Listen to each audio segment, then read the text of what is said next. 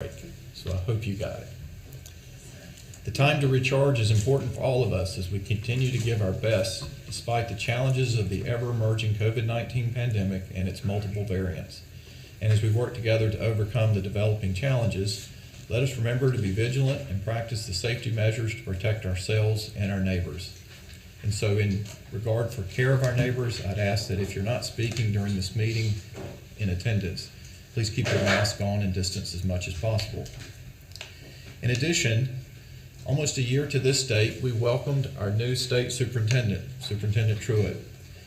And now with a year into our work together, we look forward to continuing our partnership with you and the DPI team, and together meeting our shared priorities to address the past and current educational needs of our students.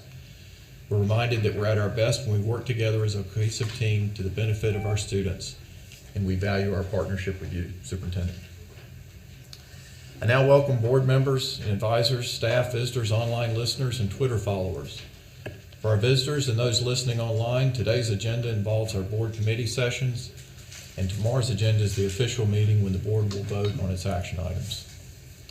And at next month's meeting, we'll officially welcome our newest Dingman Award winner and local board advisor, Mr. Worley Edwards.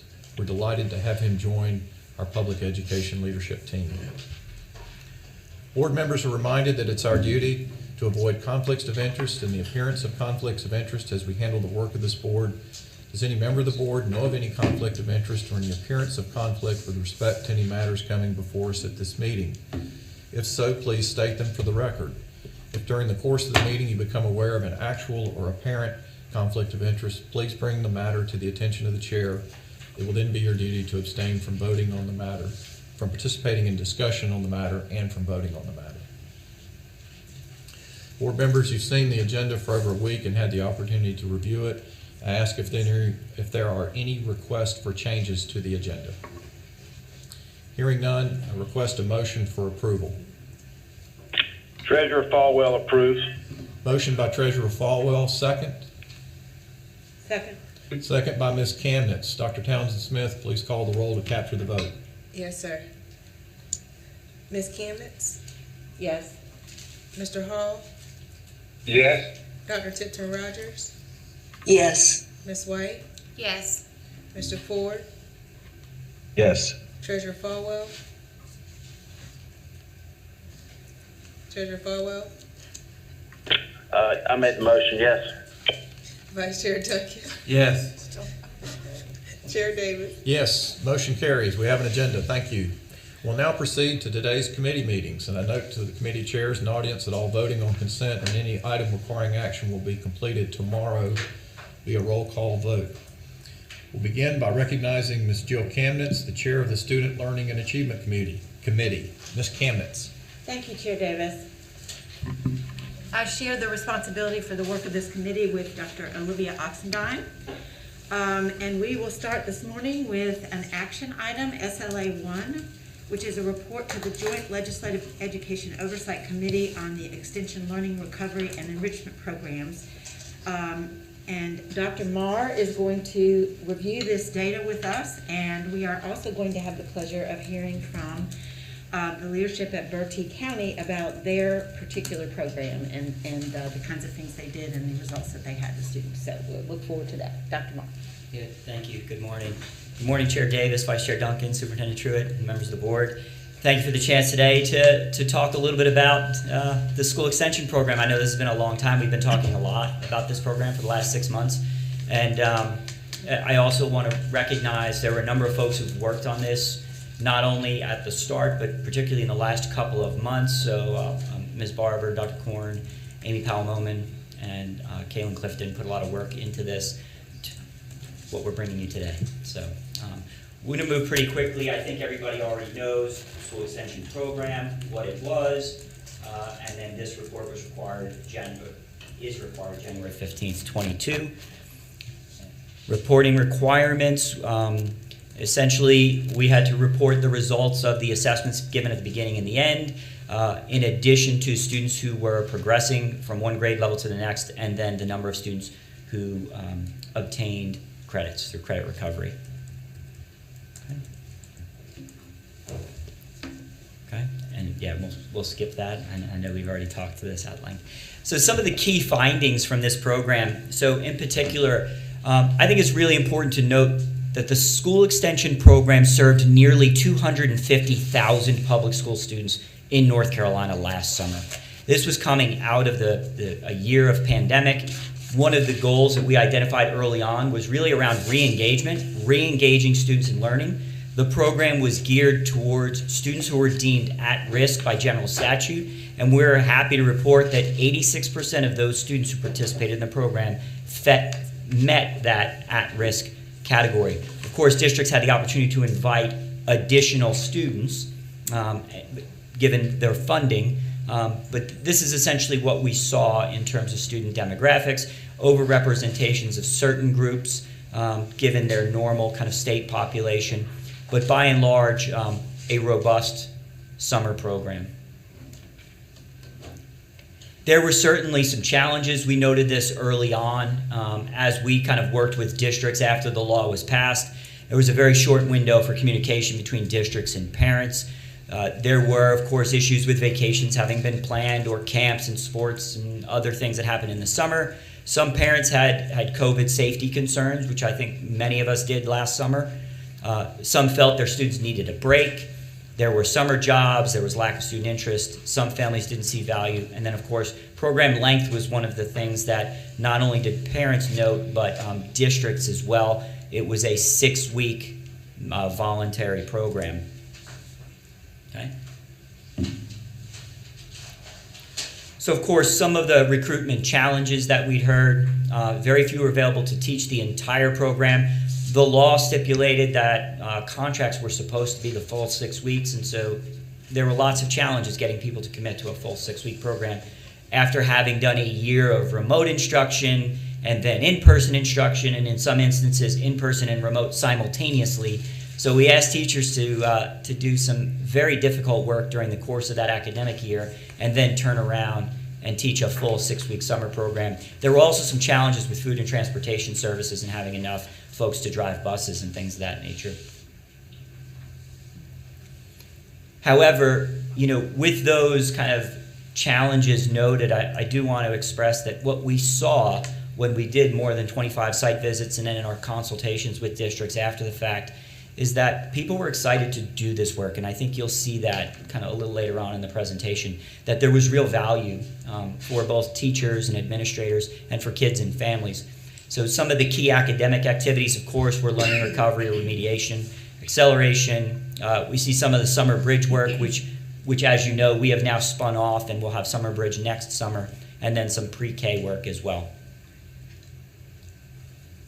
There were a number of enrichment activities. So part of this requirement was that students not only had academic content, reading, math, science, but they also had the opportunity to engage in enrichment work. So some of the examples that we saw were things like college attainment-focused activities, career coaching, career management, career development, internships, resume building. There were also field trips, guest speakers. There was health and wellness components. There was a leadership academy. One group had military exploration. And then, of course, there were both project-based activities going on as well as a number of different physical activities. So there was a wide range of opportunities available to kids in these programs. So as we think about that real focus on re-engagement, that was one of the hallmarks of this program, I believe. Promotion and retention. So what we saw across all LEAs, roughly 86% of the students who participated in the program were promoted to the next grade level, right? And then, of course, all grades, so 92%, 96, 90, I'm sorry, it was 92% were promoted, 86% of all of the students who participated, right, were students who were deemed at risk. And then, of course, so we saw promotion rates higher at the elementary than at the high school. And just anecdotally, among the things we heard about high school in particular was this was particularly challenging for students. We had students who came to high school for the first time as 10th graders, and they had never stepped in the building as a 9th grader. And so you'll see some of that data bears out in terms of their promotion, a little more difficult for those students. Okay. Credit recovery, this we believe is one of the most important and interesting and exciting findings of this program, students recovered over 12,000 credits over the 6-week period.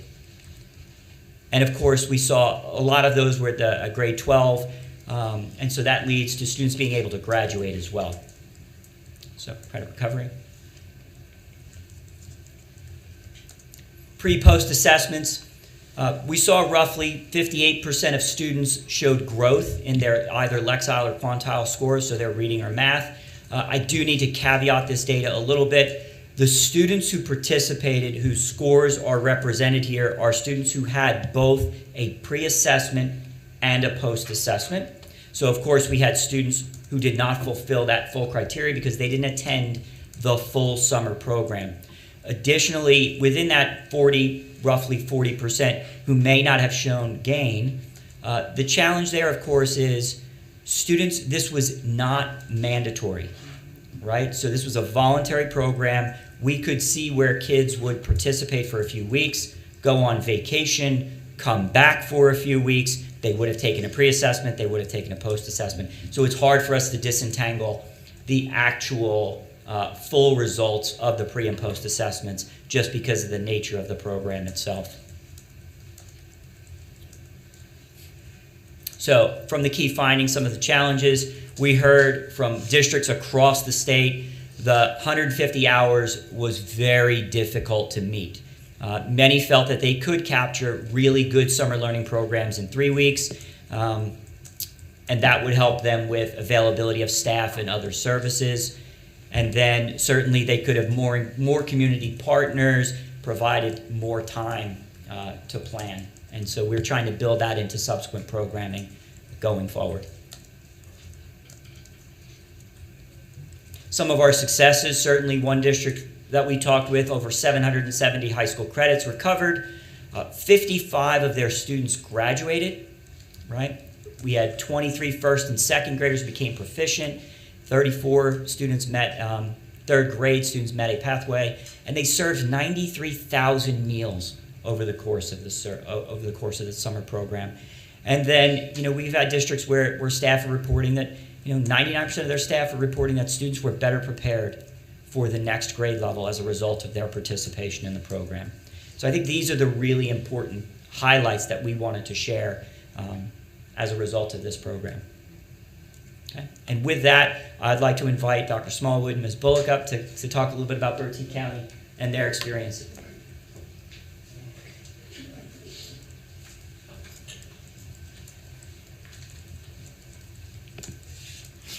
Chair Davis, Vice Chair Duncan,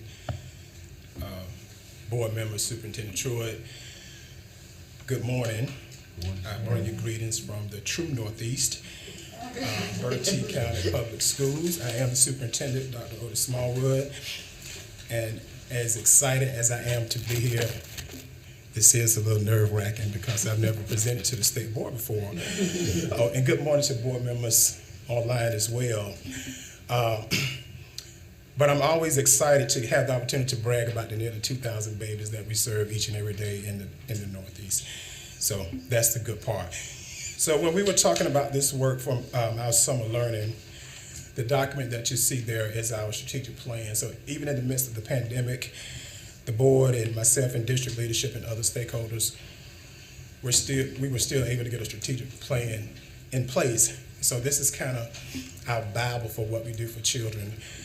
Our vision is very simple. We just want to provide opportunities and access for kids, all kids. And even though our mission is a little wordy, but it basically is we want to graduate kids ready when they leave Bertie to be prepared when they go into the workforce. What we believe each and every day, our core values are we're going to support the whole child. And this is more important now than ever with so much of the academic and learning loss that we've experienced. But we know our kids' social and emotional needs need to be met, as well as their academic needs. We're going to hold everybody in this game accountable. We're going to follow the science and not tradition. We're going to always work from an enrichment mindset. And relationships is the most important thing that we do every day for the kids and for adults. And I think my favorite core value is just keeping the main thing, which is about the kids each and every day.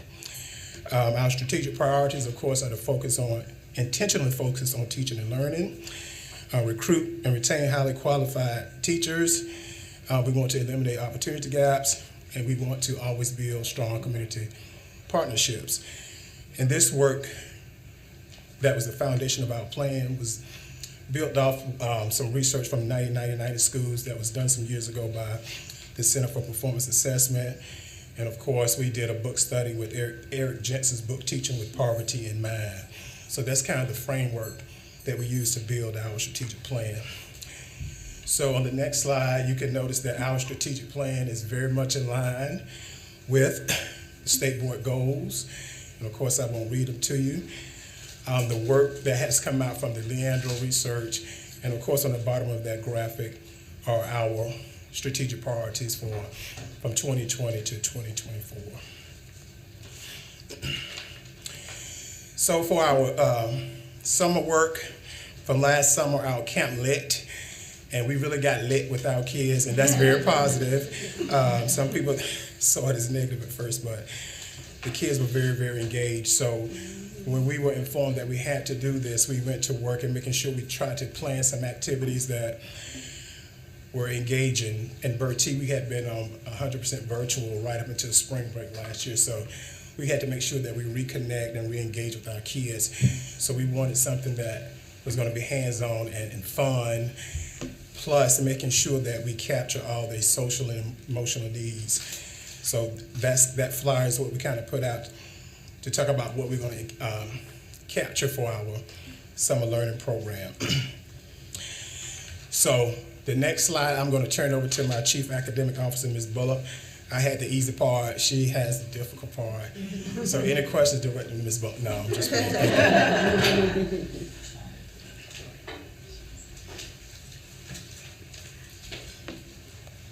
Good morning. And thank you for this opportunity to share about Bertie County Schools Summer Learning Program, or should I say Summer Learning Camp, because that's what we wanted for our children to feel that they were coming back to a camp. As Dr. Smallwood just stated, we had such a difficult time with engaging and reaching all of our students during virtual learning, so we saw this as an opportunity for our students and for our staff. And so on this slide, as he stated, we called our camp Let's Get Lit with Learning. And we had two sites. We had the middle school, who housed pre-K through 7th grade. And then our high school served as the site for the 8th grade through the 12th grade.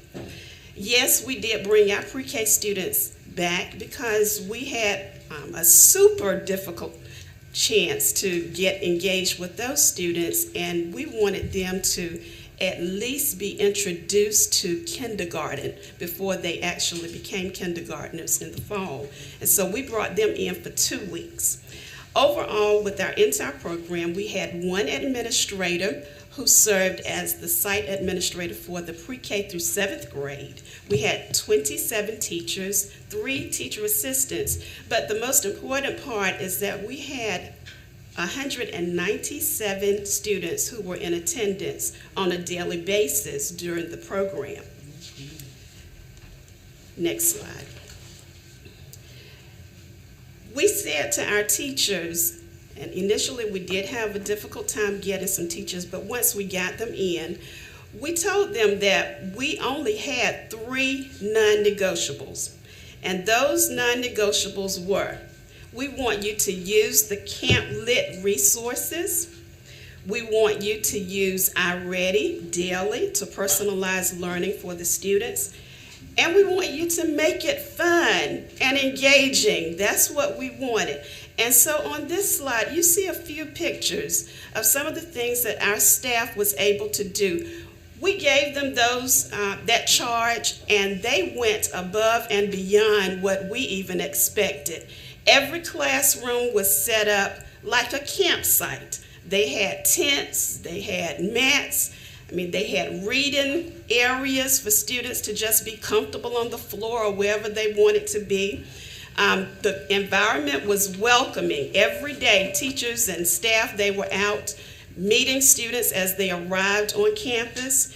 And within the course of the day, It was structured so that everything was literacy-based. They had an ELA block where there was a routine where they got together and did chants and songs, and they read stories, chapter books. Some classes were able to get through some novels, and we were very excited about that. There was writing incorporated into everything that they did. They also had a math block, a science block with STEM activities that we were able to get through training from North Carolina A&T University.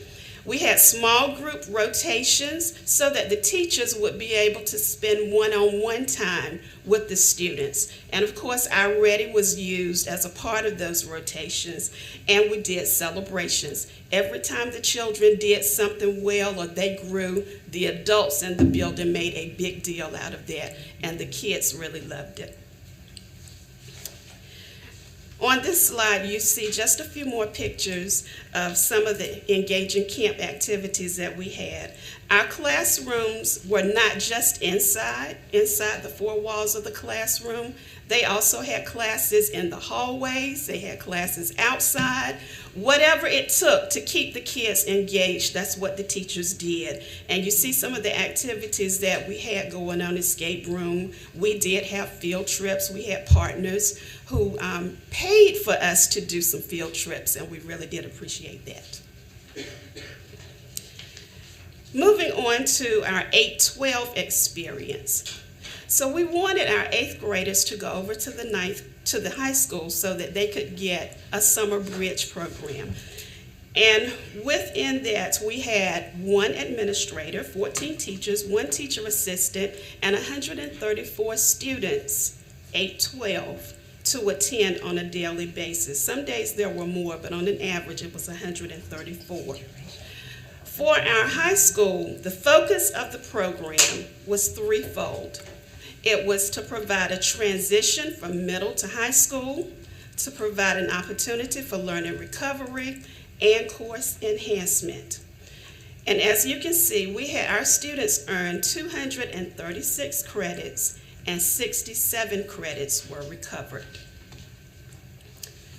On the next slide, some of the course and opportunity offerings that we provided, of course, again, was the Summer Bridge for 8th graders. We had core classes. Whatever the students need in the core areas, we made sure that those courses were available. We did provide social and emotional learning opportunities and programming for those students. We used Apex Learning.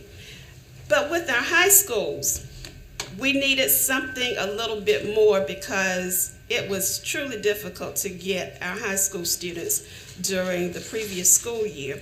And so we came up with a few carrots to dangle. We knew that our kids love to eat, especially our boys. And so one of our teachers volunteered to do a Top Chef class.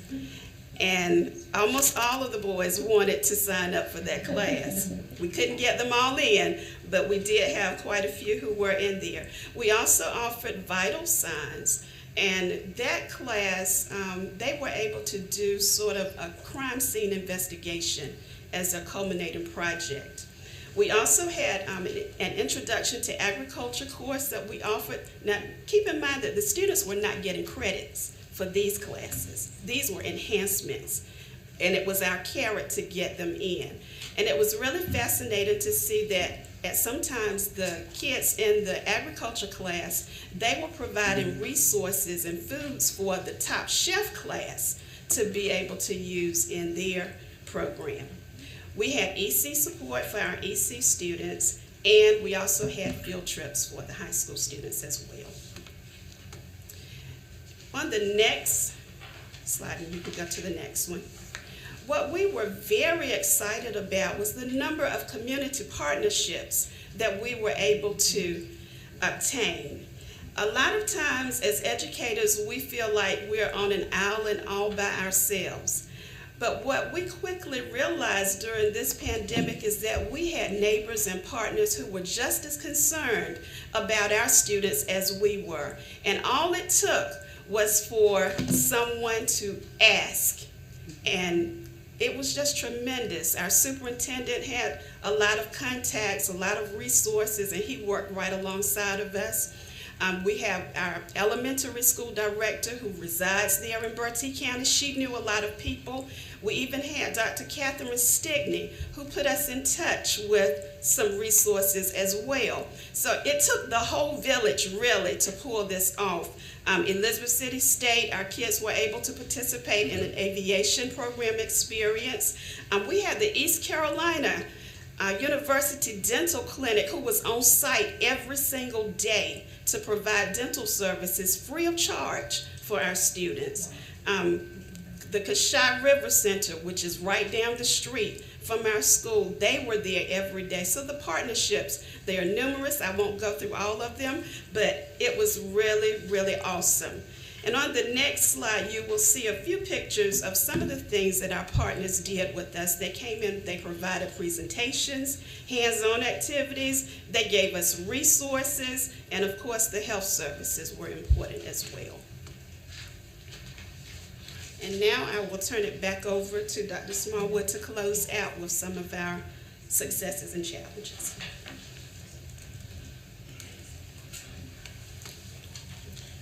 So I wish you all could have been there, especially for the Top Chef. Dr. Barber was there. We had some good food in that class. I think I hung out there more than I did anybody else. But the kids were very, very engaged, and we were just excited about the opportunities that our community and the outpouring of love from our community to jump in and help with our kids, knowing the situation that we had been in for the last several months. So that relationship and community piece is very, very important when we're talking about educating our youth. So some of the successes and challenges is what you've already heard from Ms. Bullock and Dr. Meyer. We had some difficulty reaching all of the students that we thought really need to be there. And I think everyone across the state experienced those same types of issues. Of course, we had kids that were working full-time. They were the income for families, parents that lost jobs. So we had a challenge trying to recruit every child that needed to be there. Of course, with proficiency, is very important, but growth is important as well. And so we didn't see the proficiency that would have been good, but we did see tremendous amounts of growth in our students. And of course,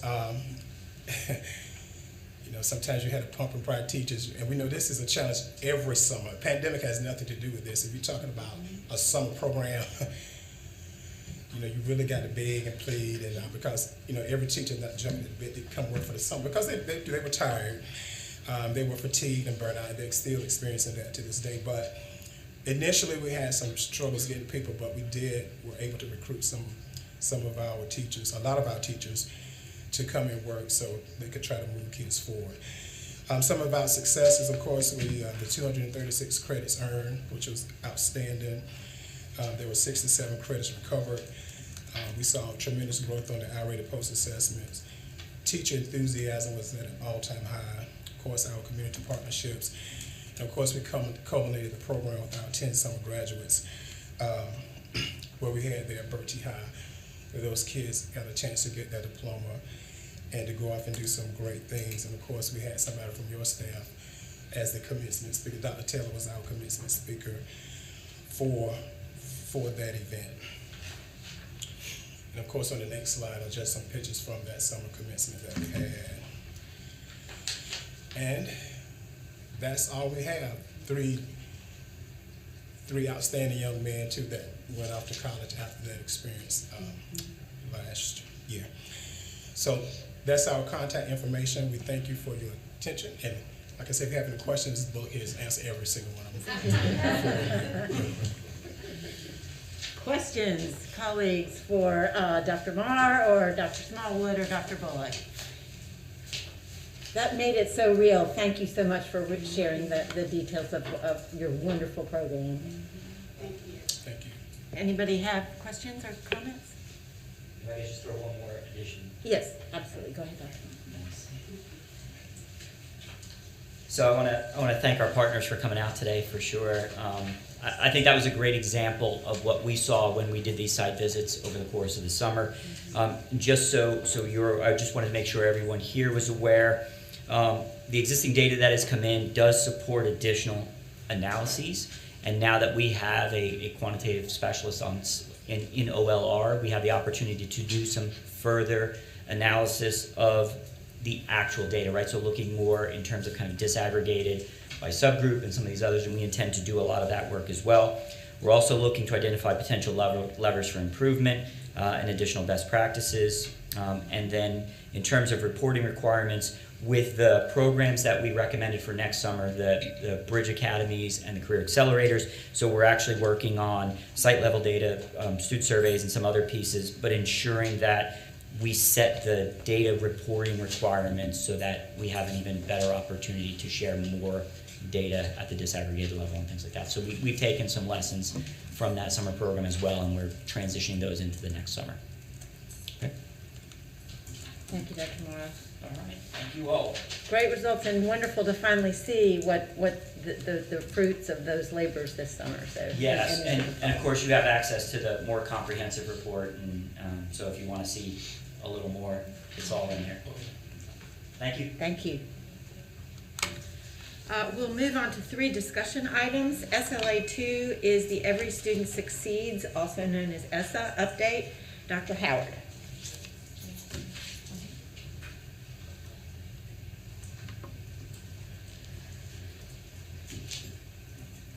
Thank you and good morning. So as we began preparing for this agenda item in early December, of course, we were still waiting for a notification from the U.S. Department of Education on guidance for the 2021-22 school year. And we had been expecting that really since middle of October. But we proceeded with the agenda item so that we could, knowing we were eventually going to get that information, kind of set the stage for what we expect over the next several weeks, couple of months. As it happened, on December 17th, we did get a frequently asked questions document from the U.S. Department of Education. And in that document, they did affirm that for the 2021-22 school year, testing and accountability is expected from the federal perspective to occur as affirmed in states' ESSA state plans. So part of the waiver that North Carolina signed in spring of 2021 was that we would commit ourselves, and all states did this as well, not just North Carolina, we would commit ourselves to identifying comprehensive support and improvement schools and targeted support and improvement schools in the fall of 2022. So they are holding, meaning they, the U.S. Department of Education, is holding us to that expectation. So this frequently asked question is laying the groundwork of saying states agreed to do this in fall of 2022. However, there are a couple of possibilities. We can apply for an addendum that applies only to this school year, or a state could apply for an amendment that takes longer out and is more of a permanent, not permanent, but more of a permanent adjustment to the state ESSA plan. So an addendum is for 1 year, an amendment is more long-term. And the reason I hesitated there is because states always have the latitude to do an amendment at any time that they see fit to do so. A state may take both of those actions. So this morning's discussion is really having gotten this information on December 17th. We did immediately adjust this slide presentation, but just to stress that we are still going through the information, having those conversations. We do have a webinar with the U.S. Department of Education tomorrow afternoon at 3 o'clock, so we would hope to have more definitive information at that time. But of course, we're moving expediently so that we can be prepared and what we can come back also to present to you in February, which will be more specific, but also to engage in stakeholder input and feedback over the next 30 days. So when we come back to you in February, we can also give you the perspective of our stakeholders across the state.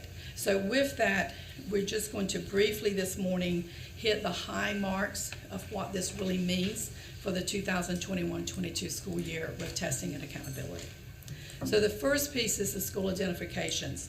And that, of course, is our comprehensive support and improvement schools and our targeted support and improvement schools. And just as a reminder, we did agree to proceed with those identifications in fall of 2022. Those have been halted because of COVID and not having data. But with testing and accountability in place with 2021-22, it is anticipated we will have that testing data. Now, it also, our state plan requires that we apply the exit criteria to schools as well to see which schools can exit from those identifications. So the bottom line is that we can modify the methodology for identifying the TSI, not the CSI, because remember the CSI is the bottom 5% of schools, and so that methodology cannot be adjusted. But the methodology for TSI may be adjusted. And we may modify the exit criteria, which will give a good reason for why one may consider doing that in a couple of slides. For the addendum, when we're doing that, the rationale that would be proposed is that the impact is because of COVID. And so that would be the rationale for having an addendum. And that makes it a little bit different from an amendment, because an amendment is more long-term and looking at the ESA state plan from a bigger perspective, if you will. So one of the key impacts in this process is the interim progress toward long-term goals. So that is based on the College and Career Readiness Measure, which is level 4 and above. And as we know, the interim targets were set with that long-term goal being out for 10 years, and then it was graduated across those 10 years. So if we go back and look at 2018-19, and you can see this on the next slide, and see how close as a state, okay, not as a school, but as a state, we were to meeting the interim progress targets, and compare that to how close we are in our most recent year of data, which was 2020-21, you can see it's vastly different. So for example, reading grades 3 through 8, looking at 2018-19, we as a state missed that target by 4.2 percentage points. But when we look at reading grades 3 through 8 for 2020-21, it is 26.9. So what that means, and we also provide the high school information as well. I won't walk us through that, but you can see that as well. It's very similar to grades 3 through 8, of course, and looking at that comparison. And what that means basically is as we start applying exit criteria, and one of the exit criteria is meeting those interim progress targets, we would expect fewer schools to meet that, knowing what we know about the performance in 2020-21, and not necessarily expecting it would be ideal if it happened, but not necessarily assuming it's a given that performance would go back in 2021-22 to what it was in 2018-19. And even if it did, if we resumed those progress interim targets, of course, we back to 2018-19, they have increased since then, right? So even if we got back to where we were in 2018-19, the interim progress targets have increased in those intervening 2 years. So this is really one of the main focuses of the work that we'll be doing over the next 30 days, is looking at this very deeply, looking at the methodology for the identification, the methodology for the exit, and asking a couple of basic questions. You know, should the interim progress targets remain an exit criteria for this school year as they are currently, and possibly should they be adjusted long-term? So we'll be working on that internally on our team, but we also always will be going to our stakeholders, sharing that information with them, getting their input. We're very fortunate in that we have several groups that are available to do that, and we'll also be hosting a statewide webinar as well so that we can broaden the scope of input that we get on that. We do have a couple of technical amendments, and these are amendments, not addendums. These are things that we need to change in the current ESSA state plan. The first of those is one that you're familiar with, I'm sure, and that is that the UNC Board of Governors increased the minimum admission requirement from a 17 to a 19 on the ACT. State law states that the college readiness indicator has to be whatever that UNC Board of Governors minimum is. So with that change, we likewise for 2021-22 are applying that change.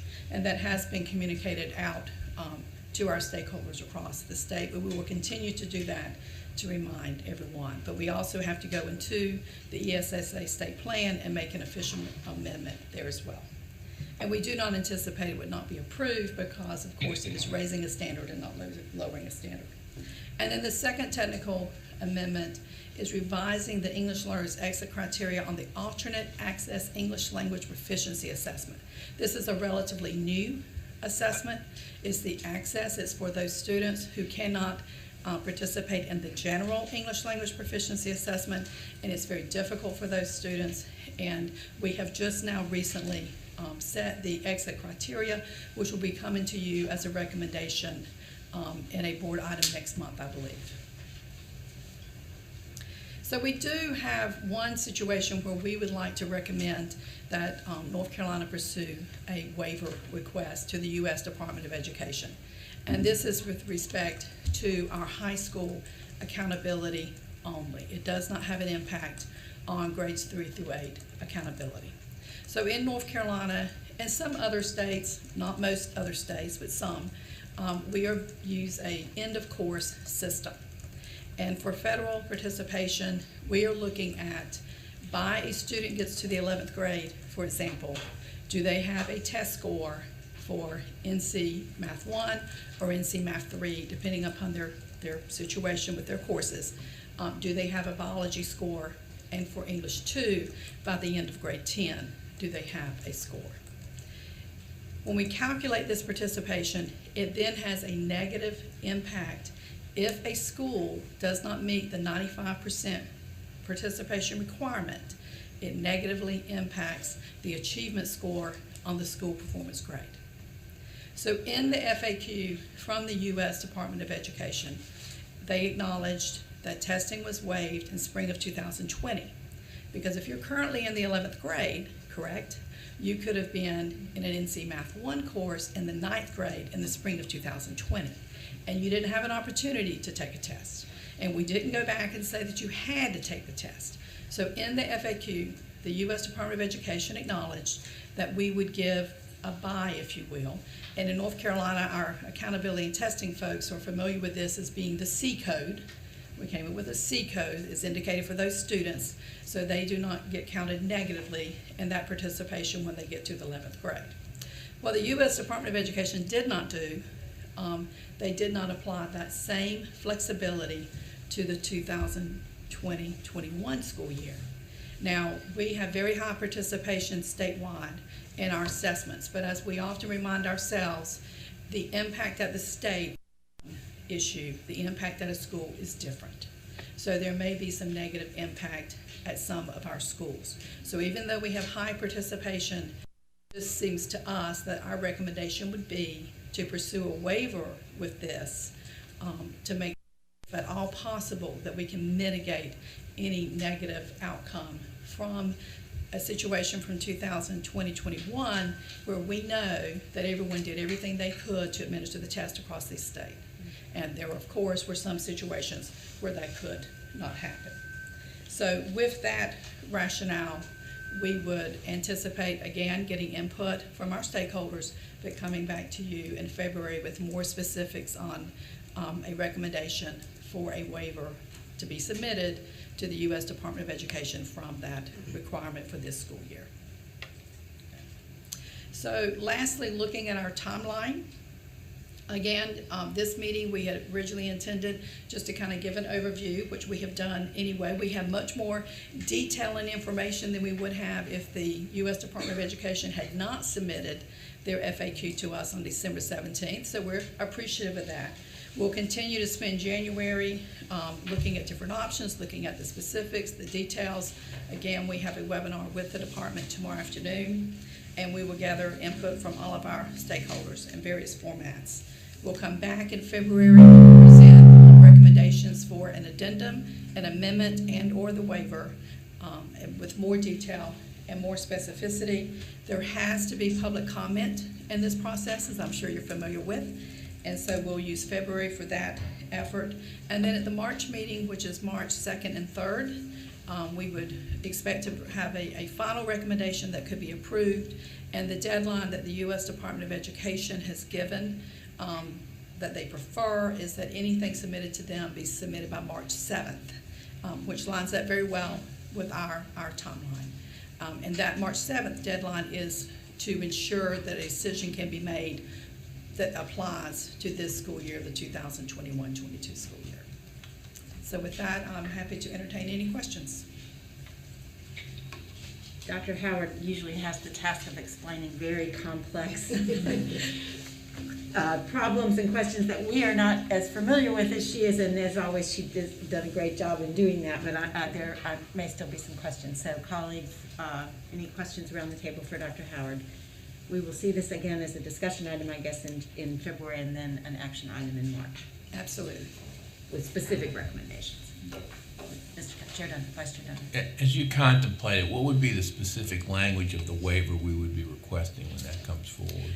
We would waive to apply an exception for students who were expected to test in an end-of-course assessment for the 2020-21 school year to have the same allowance as students from spring of 2020. And we would cite our high participation rate, that our state did an exceptional job at ensuring as many tests were administered as possible to ensure that that data was available for local school improvement. So we would stress that we were committed to the spirit of the law and fulfilling that as much as possible, but we know, of course, there were students who, through no fault of their own or their situations, were unable to participate in those assessments. If I could ask one follow-up, given the uncertain nature still of the pandemic as it regrettably stays with us, what effect would that have potentially as we look at next year? So please tell me if I do not answer this correctly as to what you're asking, but my thought that I've had recently is that in 2021-22, it is different from last year. Last year, the tests were not waived, accountability was waived. The U.S. Department of Education has very clearly stated that for this year, neither are waived. So last year, where we had wide open testing windows and really were committed to trying to make sure that students had the opportunity to participate in that assessment, and then to provide the context of it was not for accountability, but it was for local school improvement to have that information to help students. It's a little bit different once we start applying an accountability model. And unless that were to change, and there is no indication as of today that it would, but as you very eloquently said, things change constantly, correct? And so, we're not sure, but the operating mode right now, I would recommend to stress that it is anticipated that accountability reports will be forthcoming. And for North Carolina, that means school performance grades, and that is comparison of schools. So maintaining that window is very important for that comparability. We can only go so far out before we lose that comparability, and then that is not valid accountability reporting. And if we have to generate those school performance grades, then we want to make sure that it is valid. Whether or not there would be any allowance for this school year, if it's the board's recommendation, we could add that in the waiver. It wouldn't be a bad idea necessarily to say possibly even for this year if it can be documented that the reason the student did not test was COVID. So I appreciate that thought. I think that's very helpful. It would not hurt to do that. All right, thank you. Other questions? Thank you, Dr. Howard. Okay, We thank look you. forward to seeing the reality of the recommendation next month. Okay, thank you. Moving on to SLA 3, the North Carolina Standard Course of Study Internal Procedures Manual, Dr. Hempel Joseph. We got our first look at this last month, so you're going to give us a quick review, I think, today. Thank you so much. Good morning, Chair Davis, esteemed members of the board, State Superintendent Truitt, and all guests. We are very excited to bring you an update on the Internal Procedures Manual. As we presented last month, we have been working very hard within our division to not only complete the guidance and templates that are going to be available to our section chiefs, as well as our internal team who are going to be working on the new content standards that will be up for revision in this calendar year. So as we start thinking about common resources, common vocabulary, and common appendices that will be available, those have been finalized, and we're very, very excited too that we had the opportunity at the Ames conference to work with over 90 of the chief academic officers across the state to glean feedback, and we had an overwhelming positive response to how this is going to look across our 8 educational regions. It is important to note that the academic and non-academic needs are going to be represented in this internal procedures manual. So when we think about healthy schools, that will be up starting in May, as well as the science standards. Those are 2 very different conversations. However, this new manual that we have revised and designed and edited is going to be able to appeal to those needs by ensuring that those members of the writing review teams, the data review teams, as well as the iterative process to ensure everything from revised blooms as well as the vocabulary attached to those standards match the needs in the classroom. We are going to be, over the next few months, working on the second part of this, which will be the external implementation guide. And based on feedback from the board as well as from the field, this is going to have interactive and digital resources to support the implementation, not only for superintendents, but also for school leaders and teacher leaders to take the standards that have been developed utilizing this uniform process and be able to implement it in their classrooms. So we're talking about ensuring that there are common vocabulary appendices, making sure that the templates for utilizing lesson plans, as well as exemplars for each of the standards, are going to be attached in the external implementation guide. This is going to be the first of its kind, so we are ensuring that all educational regions have an opportunity to weigh in, and we'll be creating a needs assessment to ensure that those resources that are needed in the field are going to be created. So as we continue this work, we look forward to questions and opportunities to be able to ensure that we have a quality assurance review. Right now, the legislation says that we look at standards every 5 to 7 years, and we know that it is imperative, particularly in this learning ecosystem, that we look back at the standards along with all of the other internal departments at DPI, accountability, AP, IB, and CTE, to ensure that we're having the robust conversations right now to support the standards work, and we are putting that process together as well. So yes, we will be looking at the standards every 5 to 7 years, but rest assured that every year we will have a roundtable of those individuals to come together to ensure that our standards are matching the needs in classrooms. And I'll open it up for questions. Any questions or comments for Dr. Hempel-Joseph? All right. Yes. I just wanted to thank you, Dr. Hempel-Joseph and Christine, for just the incredible amount of work that has gone into this endeavor, and commend you for involving our districts in this work. The AIM conference was the perfect place to make that happen, and I have no doubt that will become a regular part of our conference. One of the things that I'm especially excited about is the consistency that this manual will allow in terms of transparency. That the templates that you've set up that are available for the board to view are just incredible, and will ensure that transparency is part of the revision process of our standards, as well as when, for example, with both social studies and computer science, when we were generating new standards, that will always occur. So thank you so much for this just amazing work. Thank you. We have an amazing team, so thank you. And I would encourage my fellow board members and advisors to spend a little time, maybe in the next month. You've got the attachment of the actual manual in the agenda. Yes, Take a look at that, give it some thoughtful consideration, and then we'll have this come back to us next month. Thank you so much. Finally, we have SLA 4, K-12 Revised Extended Content Standards, Social Studies. Ms. McCoy, I think? Good morning, our State Superintendent, Chairman Davis, and our State Board members. My name is Dreama McCoy, and I'm the Section Chief for Exceptional Children Division under Sherry Thomas, our Director. This morning, we're going to present for discussion an item for our extended content standards for social studies. The student population that we're talking about is about 1% of the population of our students with disabilities. These are our students with the most significant cognitive impairment and require direct and individualized instruction as well as additional adaptive supports.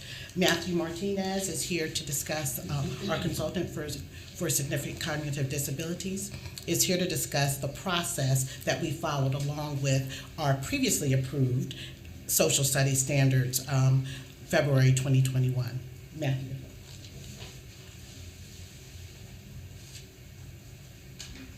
Good morning, Superintendent Truitt, Chairman Davis, and everyone else in attendance, either virtually or in person. My name is Matthew Martinez. I was a classroom educator specifically for students with significant cognitive disabilities for over 18 years. So this is really passion and really hits close to home. I'm just going to provide a bit of a background about why our students even have standards, which was an amazing feat in and of itself. In 1997, IDEA, the reauthorization of IDEA required all students to participate in testing, which was a monumental movement for students with significant cognitive disabilities because they were finally being counted. And so I just want to say that year again, 1997, in the not too distant past. And as you can see, the history of the federal law, the most important one right now is the 2015 ESSA, and it changed the alternate academic achievement standards to a 1% total population. So it placed a 1% cap on who could be considered significant cognitively disabled. So the next one is the Every Student Succeeds Act, and within the federal law, it did, like I said, limit the participation cap to 1%, but it also allowed states the leeway to create alternate academic achievement standards. And here in North Carolina, those are called either the extended content standards or the essential content standards, depending on the subject area. And so this is just a couple bullets about the Every Student Succeeds Act. Right. And so within the ESSA law, it did leave some wiggle room with how do you identify students with significant cognitive disabilities. The state of North Carolina determines eligibility more or less on these three criteria that are evidenced on the slide.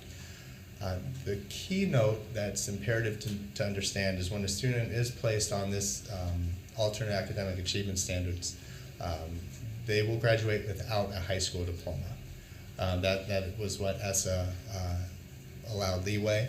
And this is because of the difference in the rigor and the complexity of the standards are often different than the standard course of study. So we always talk about the disabilities. I always like to talk about the abilities of our students who are considered on the 1%, right? What do we know about our students on the ECS? Well, they're just like everyone else, right? They're able to learn. They need more time and they need more practice. And they need more opportunities. And most of all, they need teachers who are expertise in standard-based learning. And oftentimes our students on the 1% need assistive technology to help address their complex bodies.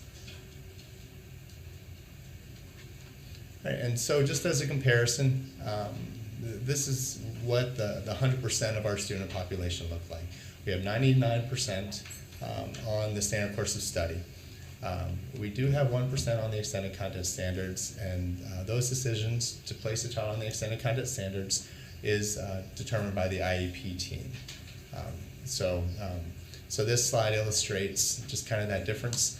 The ECS students are served in the special ed classroom, where the standard course of study students are served in the gen ed with whatever modifications the area of disability requires, which is could be in class support or the special ed setting, but with the eventual goal of being placed back in the general ed classroom. So I'm here today to introduce you to the extended content standards proposals for social studies.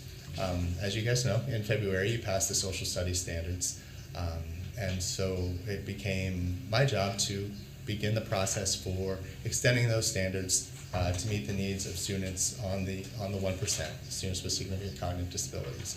That started in February with the passage. In March and April, we sent out communication asking for stakeholder involvement to create the extended content standards in the area of social studies.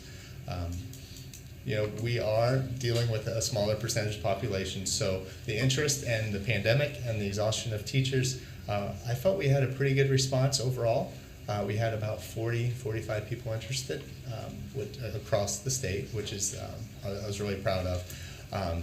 Although narrowing through the process and asking people to donate their time, we got down to 27 people who officially assisted in creating these standards.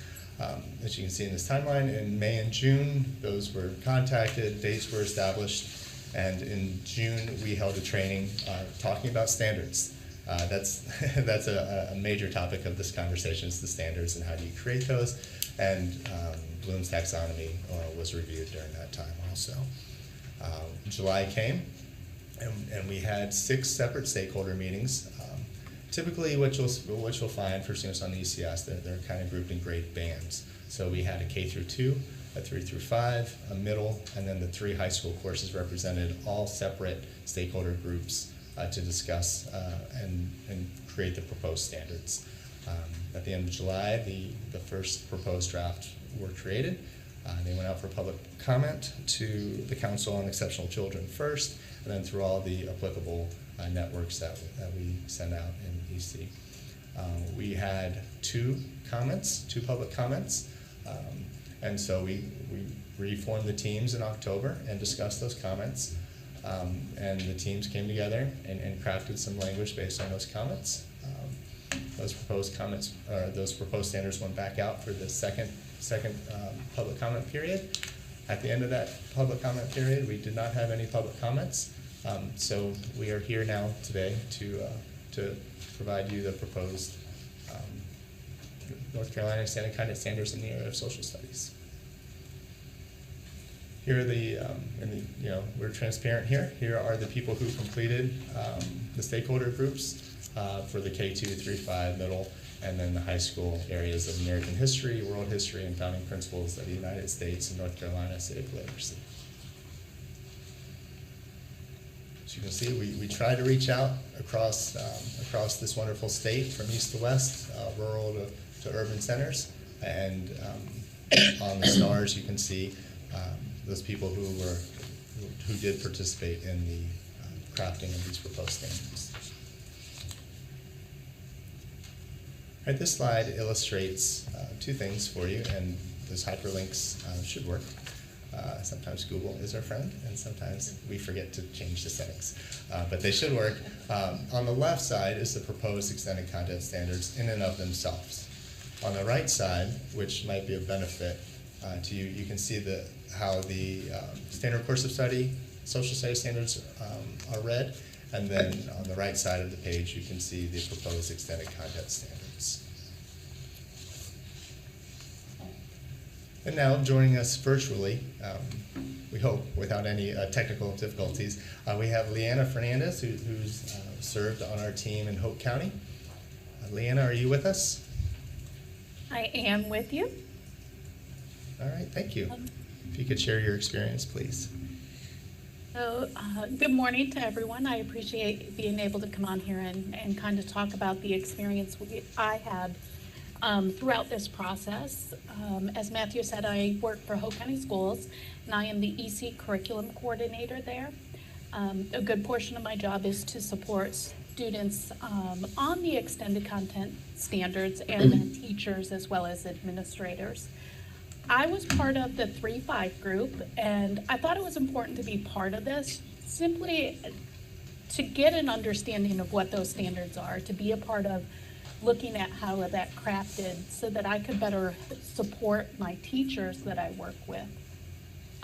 During the 3-5 group, as Matthew talks about, we really did a lot of training on the standards, as well as Bloom's taxonomy. And one of the biggest things that the 3-5 group really looked at was that unpacking document from the Gen Ed standards, and really looking at the complexity of the standard for Gen Ed and making sure that we're aligning in some way with the extended content standard.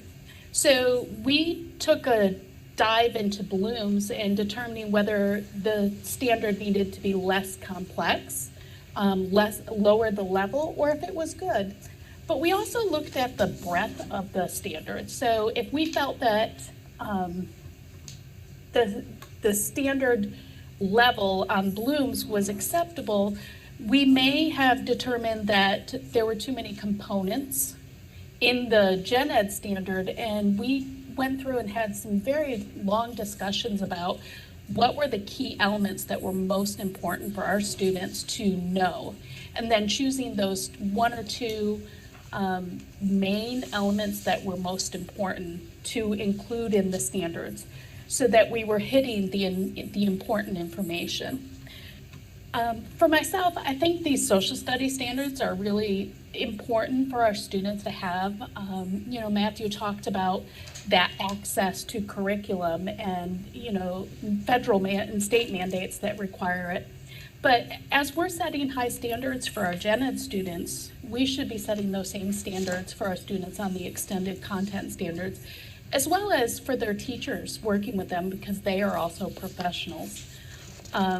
And that alignment of the extended content standards with the Gen Ed standards allows those teachers more flexibility, but also a greater collaboration with their Gen Ed counterparts.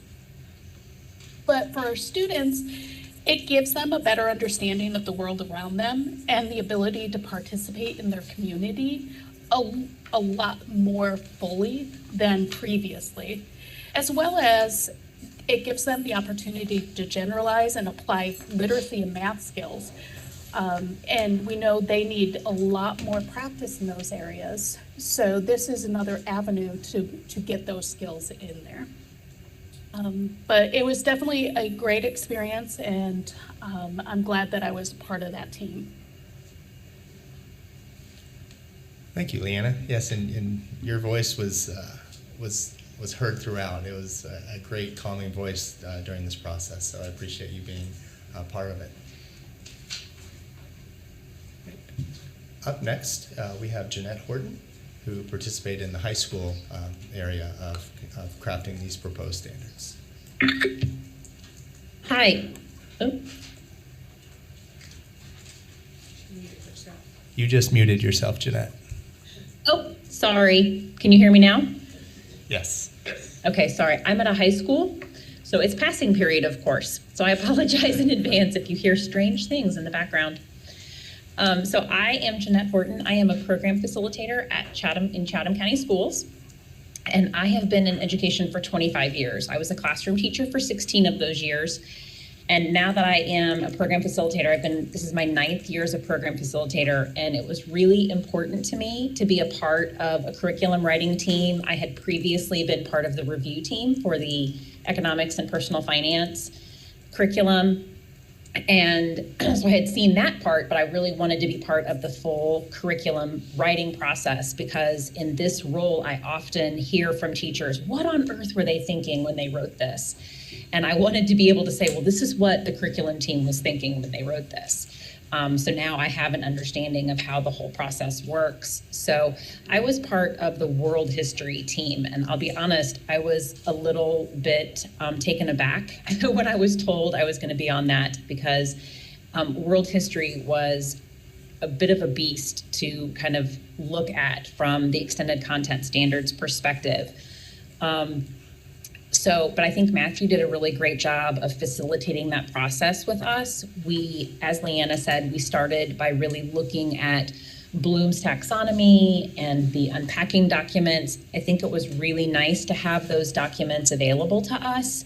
So when we looked at each standard and we went objective by objective, we were able to look at, as a whole, what are the concepts that we're trying to get our students to understand, and look at each objective. And as Leanna said, we did the same thing, and we looked at the breadth and the depth that we wanted our kids to go. And we used Bloom's taxonomy and said, okay, so how deep do we need them to go?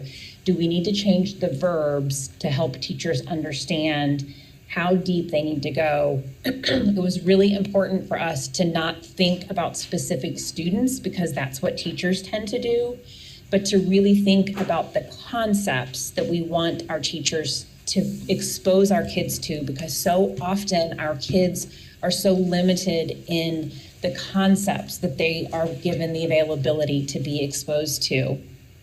And with the availability of the unpacking documents, teachers have lots of resources available to them, and then they can go to their general education counterparts to get additional resources to help them adapt the curriculum for individual students. So we went through each standard, but objective by objective, and it was nice to also have the opportunity to potentially decide, you know what, this objective is just too deep, or it's not appropriate for the extended content standards. And there were a few objectives that we chose not to include for very specific reasons. I can't give you an example of one, but I do remember, I think there was one that we decided not to include, or that we decided to take components of it that we felt that was included in other places.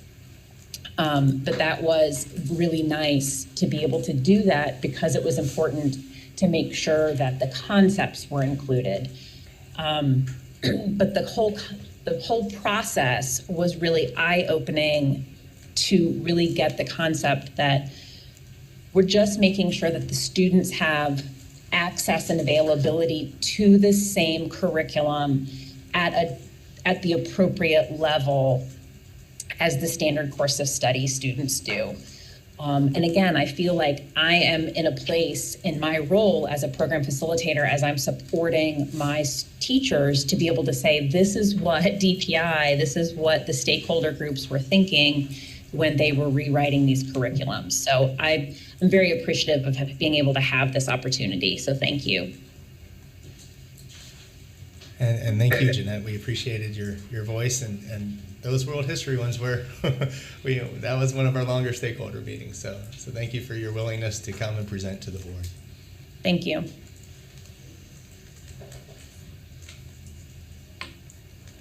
All right. Are there any questions? Any questions for Mr. Martinez or Ms. McCoy on these standards? Again, this is a discussion item, so we will act on those next month. Thank you so much. Thank you. Thank you. We have 3 consent items in the SLA committee business today. The first is SLA 5. Consent for release of information to the residential schools for the deaf and blind reporting. North Carolina Public Schools must provide a consent for release of information form to parents, guardians, and custodians of students identified with these disabilities. The consent authorizes the release of the information to the directors of our residential schools as part of their outreach to assure that the guardians are aware of the services they provide. SLA 6 is a read to achieve chart technical correction. This includes a name change from the Iowa Test of Basic Skills to Iowa Assessments, and a restatement of the score so that it is more understandable. And SLA 7 is a report to the JLEOC, 3rd grade Read to Achieve 2021 teacher bonus report. There were no bonuses awarded in that academic year, so that's what the report will reflect. And that is the close of the SLA business. Chair Davis, I will hand it back to you. Thank you, Ms. Kamnitz. And I'll turn to Ms. Amy White, Chair of the Education, Innovation, and Charter Schools and School Turnaround Committee. Ms. White. Thank you, Chair Davis. Good morning and Happy New Year, everyone. I'm Amy White, and I chair the Education, Innovation, and Charter School Committee, along with my friend Jill Kamnitz. We've got several meaty items on our agenda today. First is an action on first read, and this is going to be a recommendation from the Charter School Advisory Board regarding one of our charter schools, Three Rivers Academy. I'll call Dave Machado to the podium to walk us through this, but just first a brief history on Three Rivers. This is a charter school located in Bertie County. It serves grades K through 8. As recently as 2018, Three Rivers Academy was before the state board for a number of different issues, and at that time, the charter school went through an assumption process and a renaming from Heritage Collegiate Leadership Academy over to Three Rivers Academy. Three Rivers Academy is before us today for a number of different issues.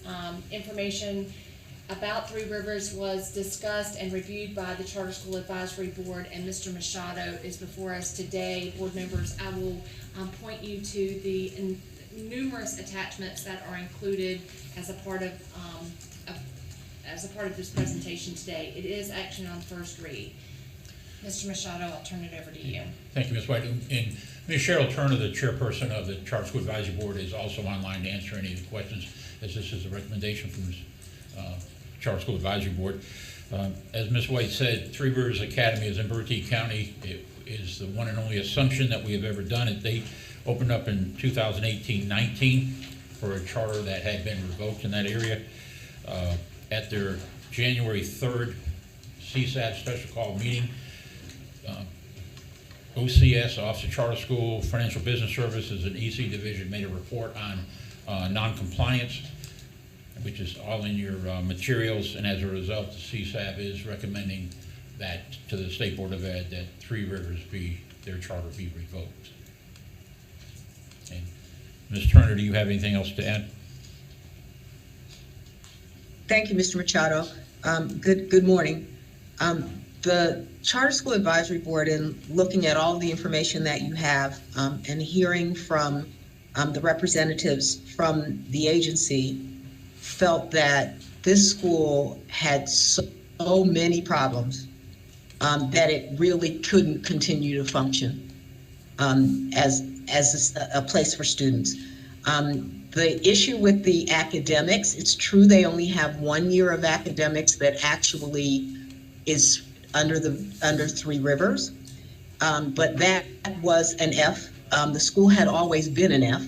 That was also an F, but even though it was only 1 year, what we took into account was the difference between what the district was able to do with students in their same demographics and what they were able to accomplish with students in that demographic. And we felt like the students were disadvantaged to be there. The other thing that weighed very heavily, the issues with EC were important. The fact that they had ongoing non-compliance on and off. Sometimes they had enough kids, other times they didn't have enough kids to meet the statute. Things didn't get, audits that didn't get turned in on time. And then I think from the board's point of view, very disturbing was, first of all, in the meeting, initially, no one from their board attended. We asked about that, and Mr. McQueen, who runs the management company that runs that school, said that the board members were not available, that they had other commitments, but that he would try to get somebody on the phone. Right at the end of the meeting, he was able to get one of the board members on the phone. But when we asked questions of the board member, he said he was never aware of any of the non-compliance at the school. And so what that said to us is that the board was not providing oversight at all. And the charter goes to the board. It doesn't go to the management company. And we hold the board responsible for managing that management company. That management company is a contractor. And so we felt like, given all of that, there's just no way the school can continue and provide the kind of education that we expect for our students in North Carolina.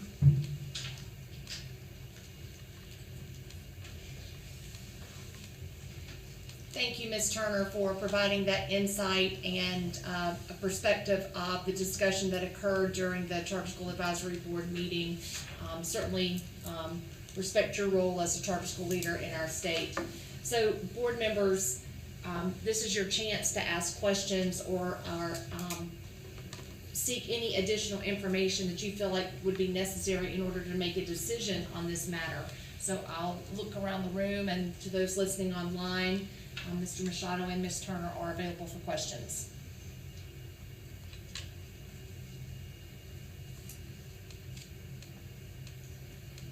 I am not seeing or hearing any, and so with that, I will suggest to you that we will take this under consideration and vote tomorrow.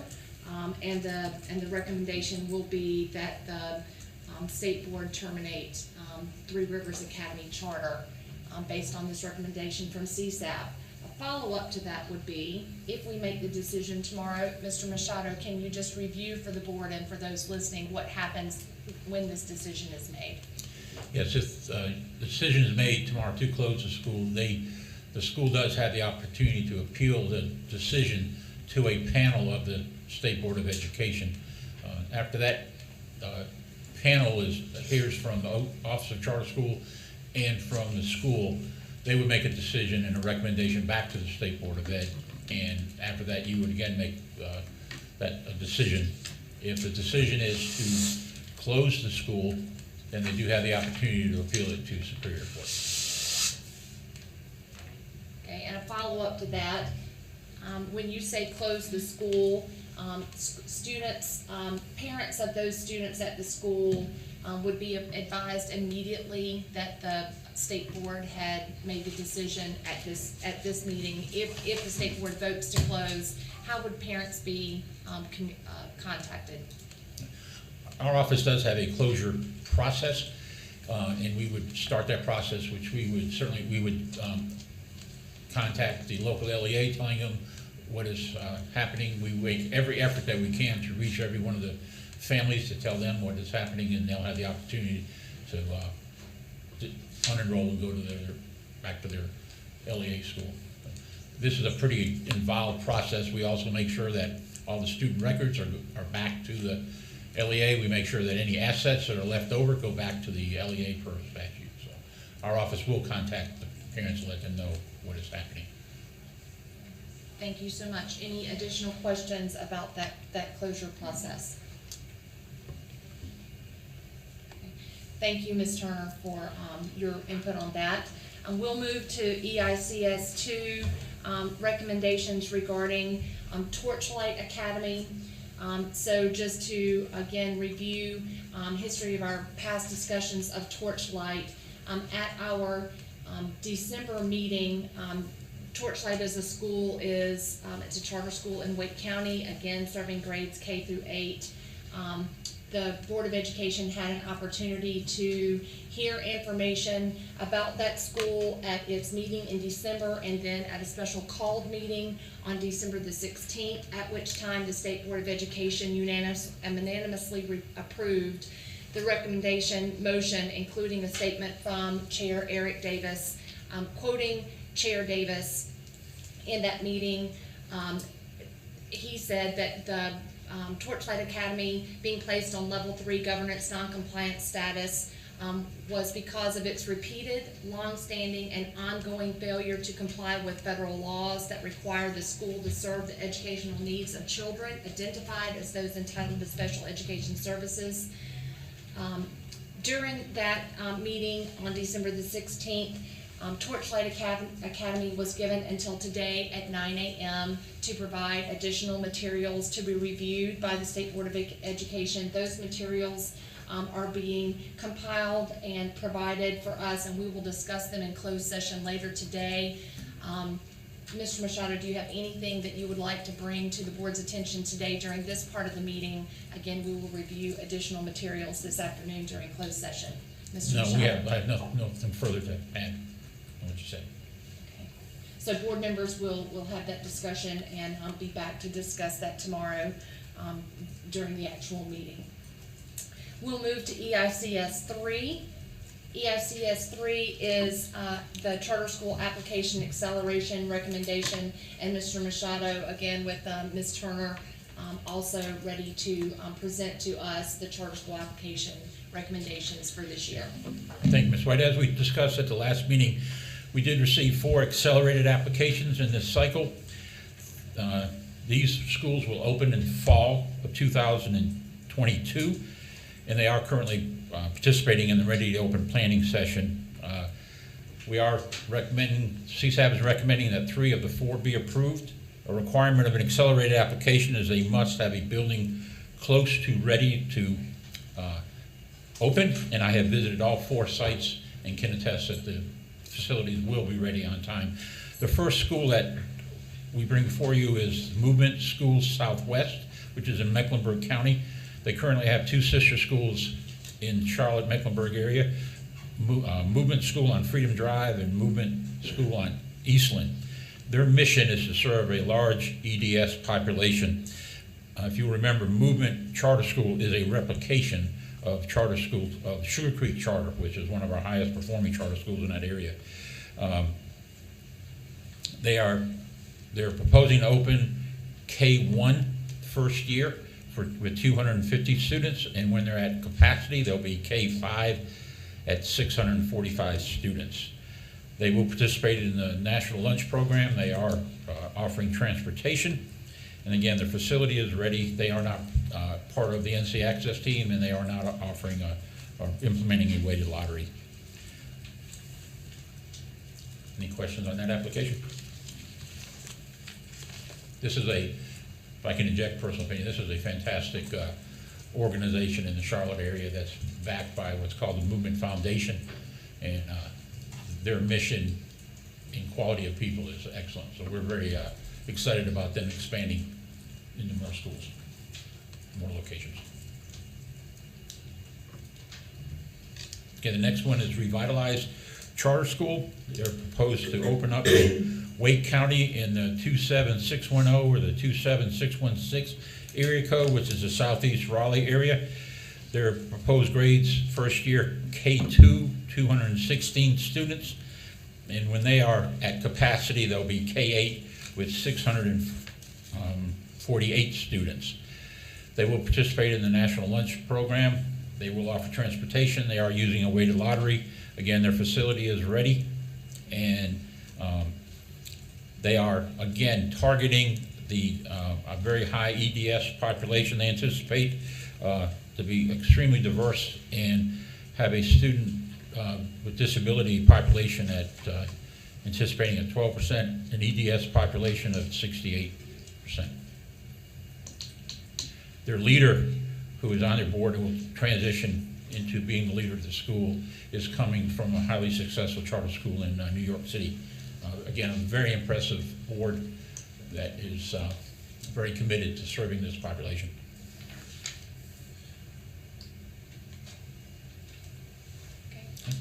And the last one is Oak Hill Charter School, which is in Caldwell County. They're proposing to open first year K7 with 192 students.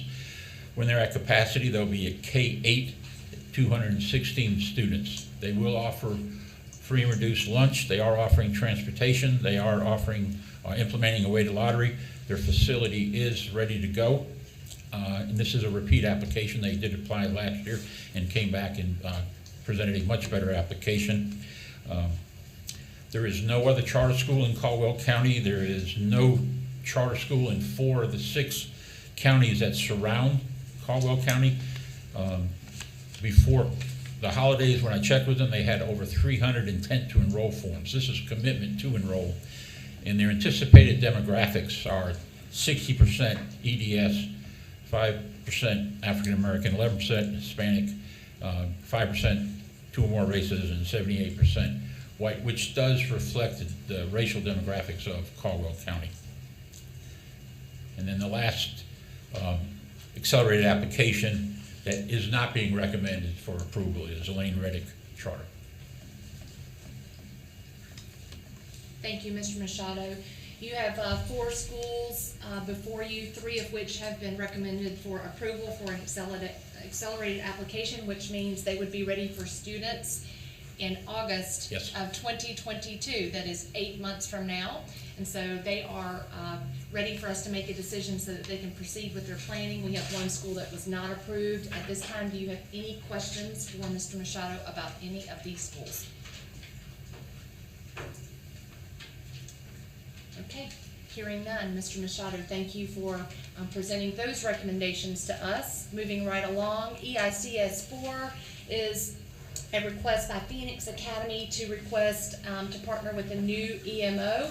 I believe that there's a retirement going on at Phoenix Academy and new folks coming on board. You want to walk us through that? Yes, Phoenix Academy is in Guilford County. It opened in 2000. They are currently K-10. They will eventually be K-12. They have partnered with an EMO called 7 Degrees of Change, which was established by the founders of the two schools, of the school, Paul and Kim Norcross. And the founders of Phoenix Academy, where 7 Degrees of Change are retiring, and their board has sought out other EMOs that they can partner with, and they decided that the National Heritage Association Academies met their mission and their vision. It was closely aligned to their academic mission also, so they have worked with them, and they are going to partner with National Heritage Association. National Heritage Association is assuming the exact contract that the school has with 7 Degrees of Change. And again, they just felt this was the best match they could find. And if I may add a personal note, Paul Norcross has been a pioneer in the charter school community. We appreciate what he has done across the state. He served on the Charter School Advisory Council, and that's what it was called. And they have had some health issues. Happy to report everything is in very good shape, but I would be remiss if I did not acknowledge the great contribution that the Norcross has made to the charter school community throughout the state. So noted, and please that include those comments in the record, if we can. Okay, so questions about this decision to partner with a new EMO for Phoenix Academy in Guilford County? Excellent. So our final item for action today will be Aspire Trade High School's request for another delay. This would be their second year of delay. Mr. Machado, I believe this is difficulty in increasing prices and the facility concern. So. Right. They are located in Huntersville, in the Mecklenburg area of that county. They are currently in their 1-year delay. This is going to be a vocational high school, grades 9 through 12, with an estimated enrollment of 400 students. Very excited about the innovation of having a vocational charter school in this area. All classes and all equipment will be held at their campus. They're not going to rely on anybody else to offer the different vocational services that they intend to have. They currently own 25 acres of land in the Huntersville area that has a private school on it also.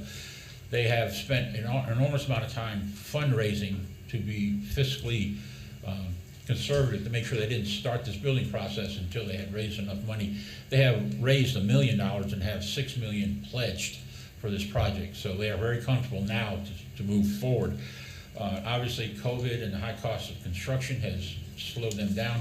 They did come before CSAB about 3 months ago asking for this request, and after a very lengthy discussion, CSAB asked them, you haven't spent enough effort or time recruiting students. Please go back and design a plan to recruit students also. They're very appreciative that they spent a lot of time on trying to raise money for this building. So they did go back, they came up with a good recruitment plan and have worked very hard to get students. So we're very excited that hopefully this application can keep moving forward, and they will open up the following year, and at that time they'll have 3 years remaining on their charter. Okay, thank you very much for the background on that, Mr. Machado. Questions about Aspire Trade High School's request for another delay? Vice Chair Duncan. For clarity, is the second year delay the last year you can have for delay? So they would actually have to get this all completed within the next year. Yes, sir. If they're not able to open up after this delay, they'll have to relinquish their charter and reapply.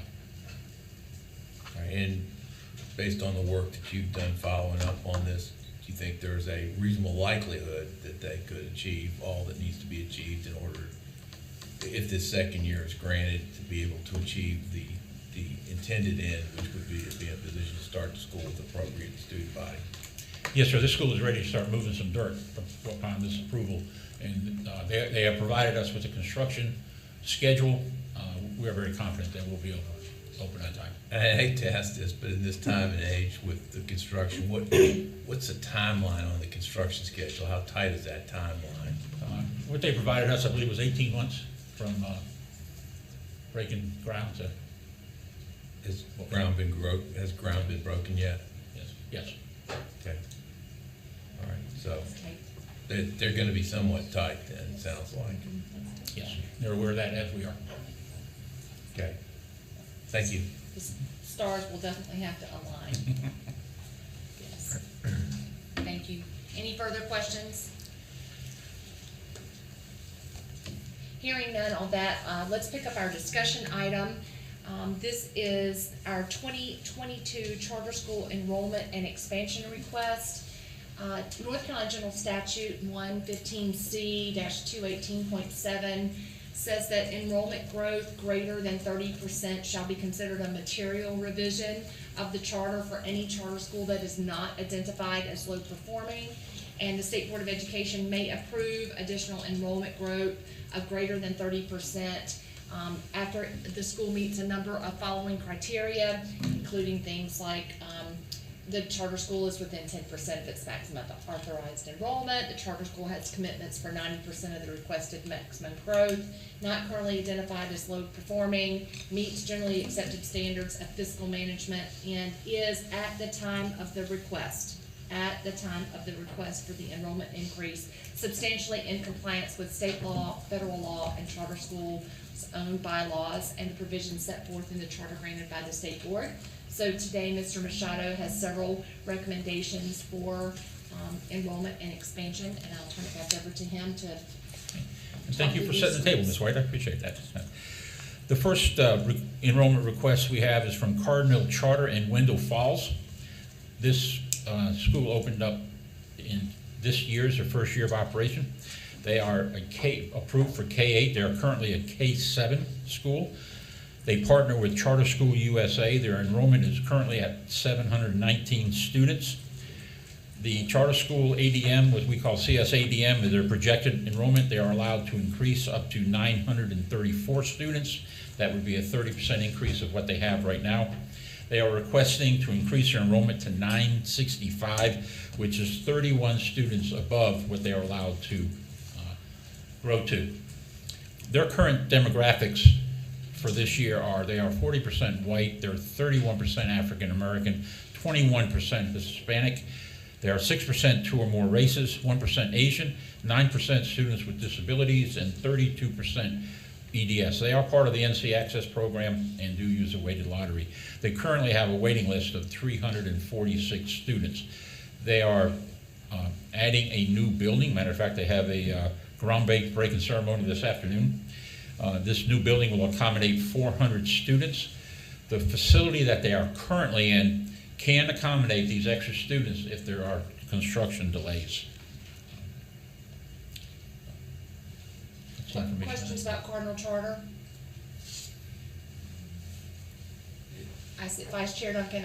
Is there any, the school's only been open for 1 year and then this is a significant increase. It seems to me, in listening to past requests for increase, it's relatively unusual to be getting a request like this after only 1 year. And in this instance, the more difficult subject that all schools face, which is we don't have any performance data with respect to how the school is performing through no fault of the school.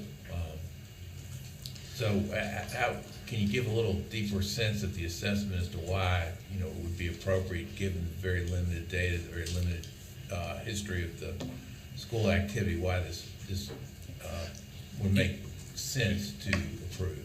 Sure, and now I will have to, there have been other schools that have asked for enrollment increases after the first year or during the first year, and I'll have to get that data for you and get that back to you. The reason that we are comfortable in the Charter School Advisory Board is comfortable is this school is managed by the same board that manages Cardinal Charter in Cary. So they have a track record of running a very good school. Wendell Falls is an extremely fast-growing area, and they have a large waiting list. This is one of the few schools that opened up their first year meeting their exact enrollment target. So we're very comfortable. This is a school that, that is managed by a nonprofit board that has a track record of running another very successful school.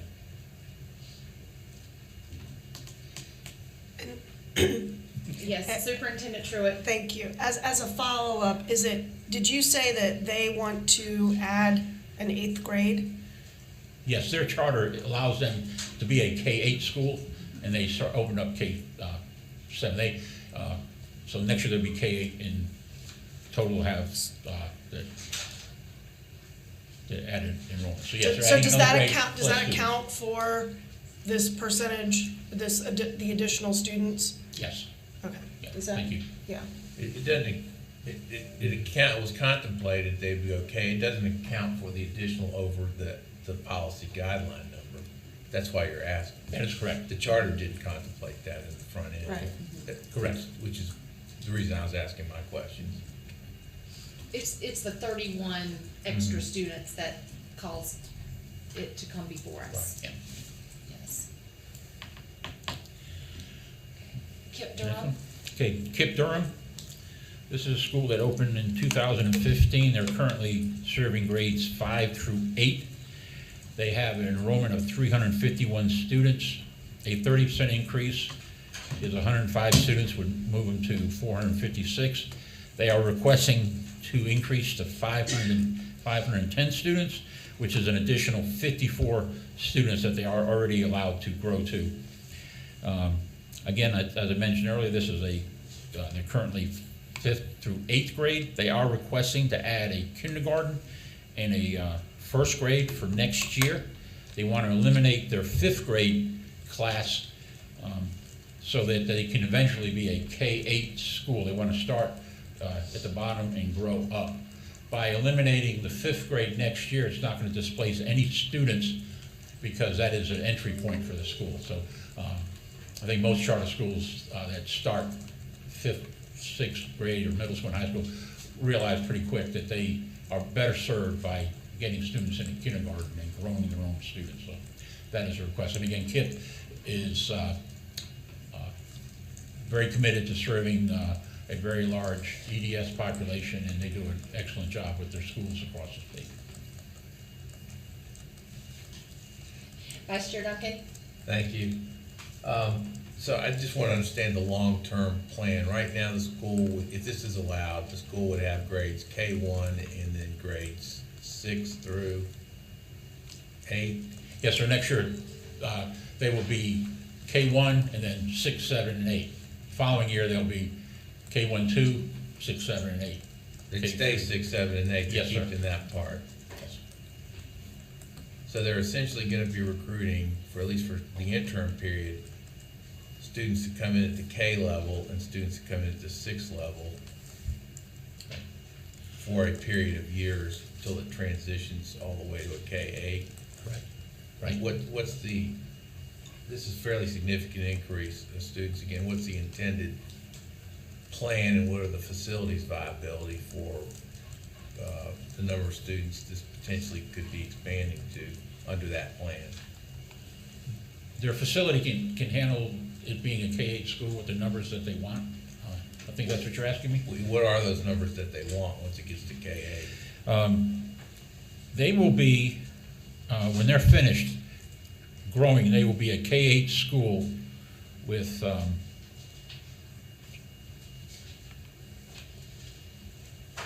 1,160 students. Okay, that's a very different school than was originally approved. Right. I mean, I think what you're forecasting is we're gonna see a request every year to go allow a waiver to allow more students of whatever the policy is for the next several years. That is what they're projecting to be, but they'll have to follow the statute and the state board policies that they can only grow 30% every year. Their long-term goal is to be 1,100 students. If they stay within the parameter of not being low performing and meeting their enrollment projections. I'm not necessarily suggesting this is a legal requirement. Maybe it should be, but I'm not suggesting it is. But it seems like when you're refocusing the school and the way this is doing it, and you're changing the numbers with this level of significance, not knowing how it may affect other schools surrounding the area, that it's worthy of a relook of the overall plan by CSAP than to come forward with a recommendation. That would be helpful, I think, for long-term planning, not just for this charter school, for other charter schools and for all our LEAs that are in the area, so that everybody has a better sense of what the likely effects will be long-term. And I'm wondering if there's any willingness or approach or policy in place with CSAP that would help that process, that is to examine the significant change that's going on here and how that would come about. That is, the school originally approved for 456 students is going to be 2.5 times that size once the transition period is there, and we're going to end up being involved, it may be every year during the transition period. Is it worth a step back to make sure, we understand what the plan is, how it will fit, and how it fits with all the other working parts of our education system? So if I can understand your question, are you asking for us to give a long-range plan for KIPP Durham or for any other charter school growth, either new schools or current schools in growing? I'm asking for KIPP Durham because that's what's before us. But KIPP Durham, what that plan is, what the likelihood is of how the CSAP sees it could affect other applications that come before CSAP and come before the board at some point. It obviously could also affect the local district in terms of how their planning is from a financial standpoint, from a facility standpoint, all those kinds of questions that are worthy of everyone being good partners with one another and working in the best interest of the children. And I can certainly provide that information, and I'm sure that it's in the information that was given to us. I will make sure that I get that to the state board right away. But I do want to add that KIPP does have K-12 schools in Charlotte and Halifax County, so they're very capable of running and managing a school. I'm not questioning that. I've been to at least one of their facilities, and so that's not what I'm questioning. I'm questioning something different. Superintendent Truitt. I just have a question for Mr. Machado. With regard to their original charter, as Vice Chair Duncan referenced,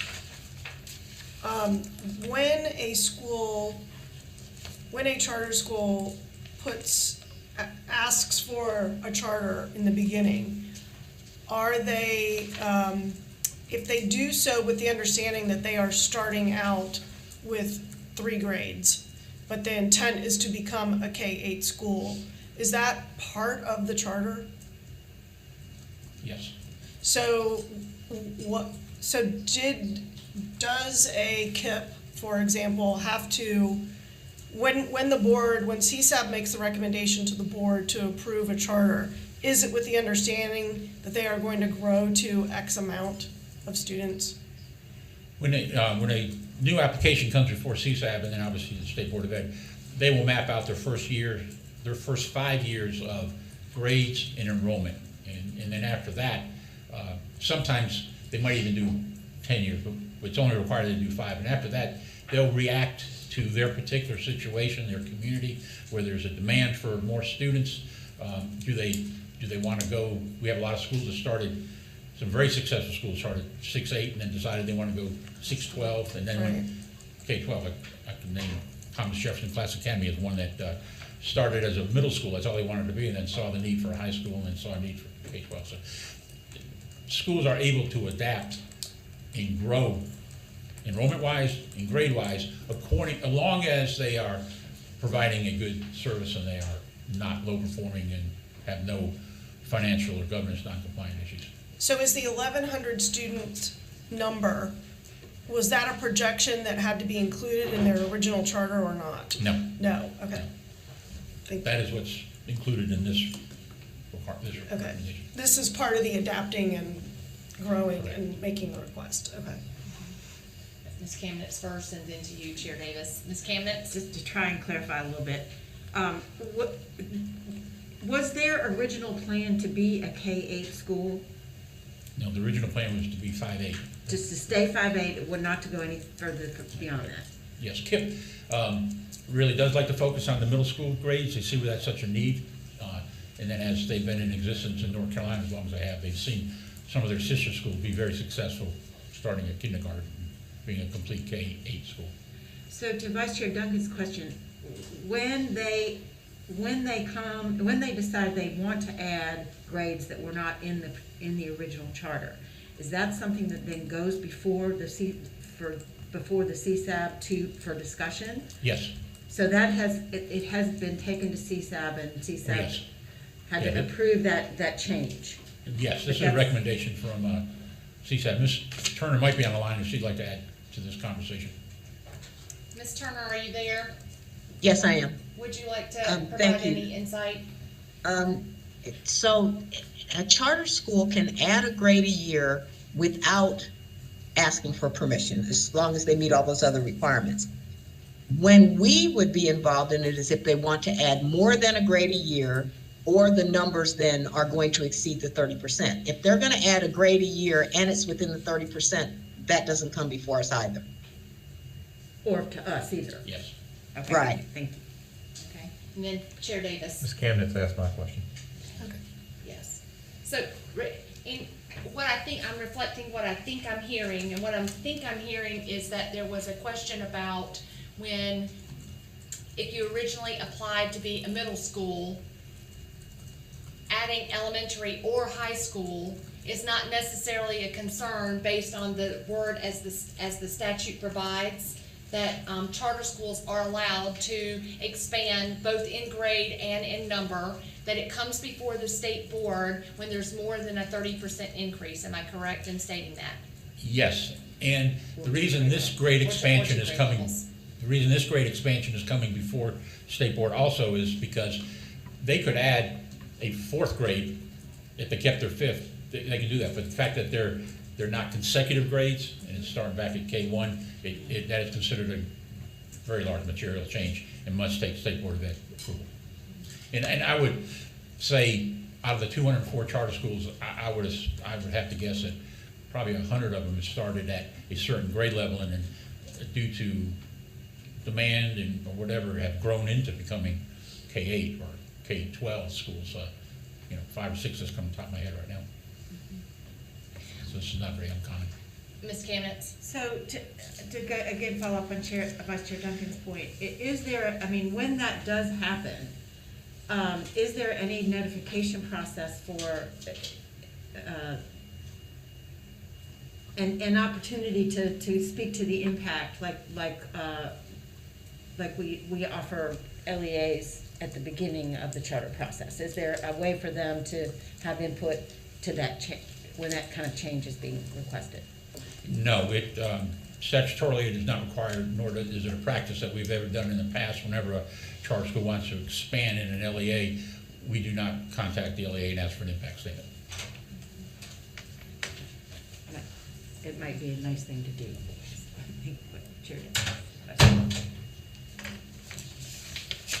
Also, just to give a little additional insight about the discussion for this particular school, during our committee meeting, we did talk about we questioned whether or not the school would have the capacity to meet the shift from focus on middle school curriculum and standards to a very different K-1 and particularly early literacy. And so that was discussed, and because of KIPP's record with other schools that are K-8, there was not a concern about them being able to provide the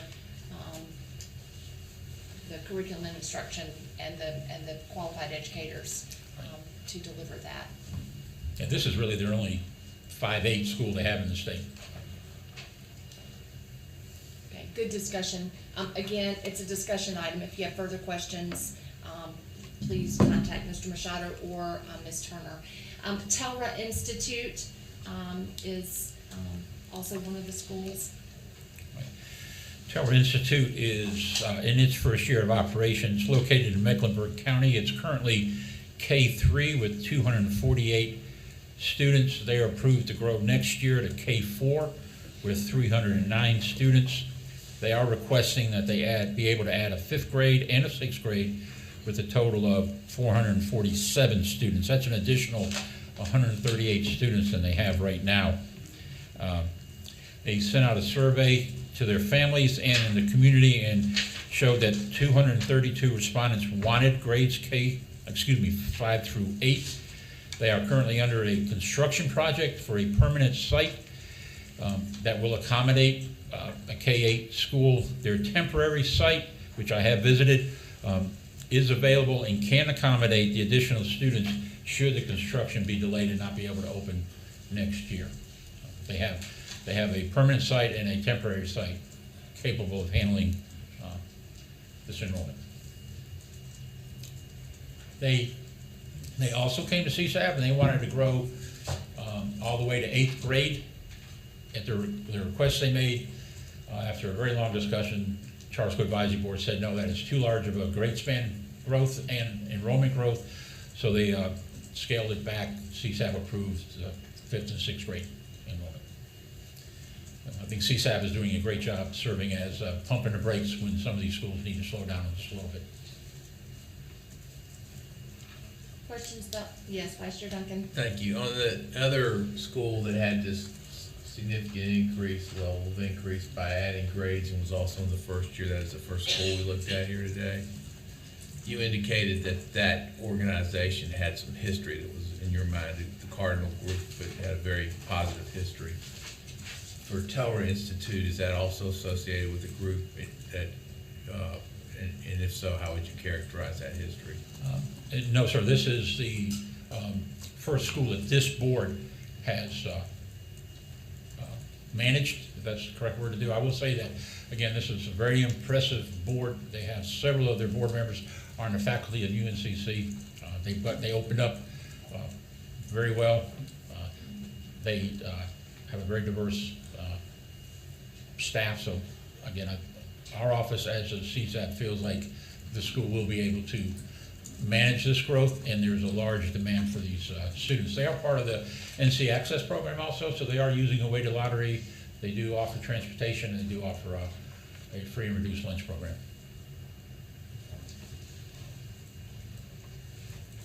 Okay. Excellent, thank you. So then, Mr. Machado, there is another school that we need to discuss, and that's United Community School, and that school was not recommended with this expansion request to add a high school. Can you just sort of provide some background on that for us? Yes, this school is in Mecklenburg County. It's K-8 and a well-run school, very good leaders, but they are currently low performing, and our office nor the Charter School Advisory Board feels like they are ready or capable at this point to start a high school when their K-8 school is low performing. So that this recommendation is that they do not be approved for this growth. Okay. Questions about United Community Schools and the reason for its denial from the Charter School Advisory Board? Following statute, I might add. Right. Okay. Questions? Okay, this item is a discussion, and again, if you have further or additional questions, reach out to Mr. Machado or myself. We'll be glad to try to get those answers for you. We do have 3 items for consent on the agenda for tomorrow, and those items are classes on EICS 7, Next Generation Academies request to implement a weighted lottery. EICS 8, Franklin School of Innovation's request to also implement a weighted lottery. And then finally, EICS 9 is the report to the JLEOC on the Innovative School District, which you heard last month. So, Mr. Chair, that concludes our business today. Thank you for the time. I'll turn the mic back over to you. And I'll turn it back to you for the school turnaround.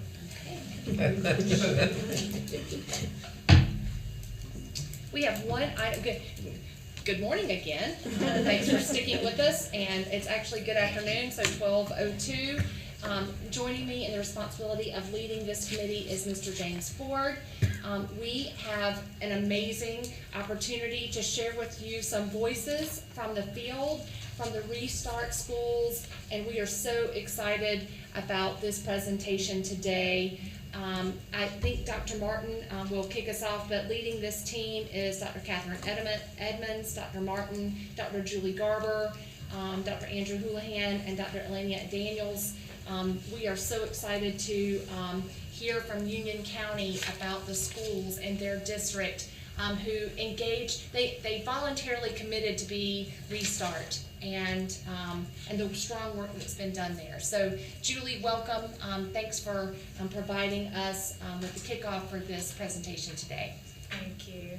Good afternoon, Chairman Davis, Vice Chairman Duncan, Superintendent Truitt, and board members. It is a pleasure and honor to be here with you. As a reminder, in November, I came to you and shared with you the state summary of the Restart annual report for December 2020. And then now, just this past December, the Restart schools have submitted, again, their Restart annual report, and we are busy at work reviewing those reports and providing feedback. I am honored to introduce to you today some voices from the field, from, as Ms. White shared with you, Dr. Andrew Houlihan from Union County Public Schools and Dr. Elenia Daniels representing Walter Bickett Elementary. And so they have come to our attention from their exemplary practices, and I want to share with you, you have a one-page summary in front of you, some of the things we've recognized from Union County Public Schools.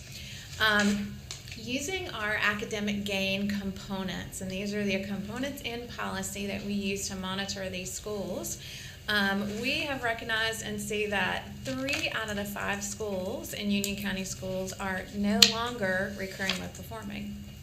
Then under achievement, they have 4 out of their 5 schools who have demonstrated an achievement score increased above 5% over their time during Restart. In terms of their growth status, there are 4 out of 5 schools that are meeting or exceeding growth, 3 of those exceeding growth. And then subgroups is another area, and that actually follows your one of your state board goals. And so they are demonstrating 100% of their subgroups meeting or exceeding growth status, 3 out of 5 of their schools. And then flexibility outcomes is also a part of their components, and that means that the schools are identifying how they're using flexibilities and monitoring those. And they are demonstrating 3 out of 5 schools have 100% of measurable progress for those flexibility outcomes. So those are some pieces that we've recognized and want to bring to your attention, but I would also like for you to, as you are listening to them, listen for some of these exemplary practices that we have recognized. From the district level, of course, we know that ultimately Restart is the district's responsibility. They apply for Restart for the school, and they are the critical component, I would say, for the success. And so what we see here is that this districts really has an intentional and specific plan that supports their Restart schools and other schools, as you will hear. That Restart is a backbone. It is not a magic bullet, but it is seen as a backbone in this plan. They have a team, and their district team understands and supports Restart flexibility, and that also is key. They have an extremely collaborative relationship between their district and their schools, meaning as well you see a monitoring of both academic and non-academic results, and so you will hear some of that. They are demonstrating giving earned autonomy to their principals in terms of driving what needs to happen at these schools. And so that means that innovative ideas with charter flexibilities are accepted and supported. And that also is key. You see evidence of the flexibilities within their school improvement plan, so it's woven into their plan and the district supports that and expects it. At the school level, you see and hear out-of-the-box thinking. So the leadership, the principal demonstrating out-of-the-box thinking, driving their school improvement team towards out-of-the-box thinking, data-driven decision-making. You also see that they incorporate these strategies at the school level, of course, into their NC STAR comprehensive plan, and they're monitoring. So this school knows the academic results, but they also know the non-academic results. And with that, I am pleased to introduce to you Dr. Houlihan.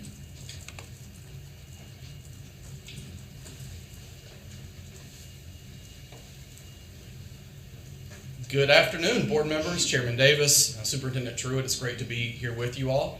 Thank you for the invitation to be with you this afternoon, and I believe we stand between you and lunch, so we are going to try and progress along the way for all of our benefit. I also want to say a big thank you, hopefully are able to watch, to members of Team UCPS who are working in our schools right now, in our Restart schools and all 53 schools across our county. And a big thank you to the Union County Board of Education, who has been extremely supportive of what you're going to hear today. Finally, I want to say a big thank you to Julianne Garber. She is a tremendous asset to the state. Thank you for your support. We've had a wealth of support from her and her office as we have tried to make continuous improvement. So, Julie, thank you very much. So Union County Public Schools is the 6th largest school system in North Carolina, composed of 53 schools. We are the highest performing and highest achieving school district as measured by proficiency rates coming out of last year. We have 5,000 employees, a little bit over 40,000 students, a very diverse community, and I'm a very proud superintendent and father of 2 children enrolled in UCPS. So what you're going to hear today at the district level are a history of strategies that we have put into place, with Restart being an essential part of that recipe. We like to say that Restart is not the solution. As Julie said, it is not a silver bullet, but it is part of the recipe. And what we have found over the course of 3 to 5 years is the fact that because of Restart serving as a critical framework for school improvement, we have seen pretty instrumental gains across all of our Restart schools. And so you're going to hear me today interplay between 2 words, Restart and Focus.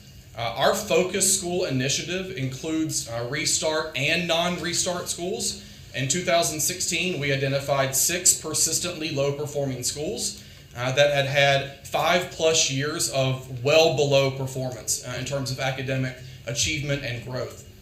These focus schools, 2 middle schools, 4 elementary schools, 5 of those schools are Restart schools. But we have a very similar approach across all 6, and you're going to see some key data points across these schools. So when you hear the word focus schools, understand that those are also encompassing of Restart.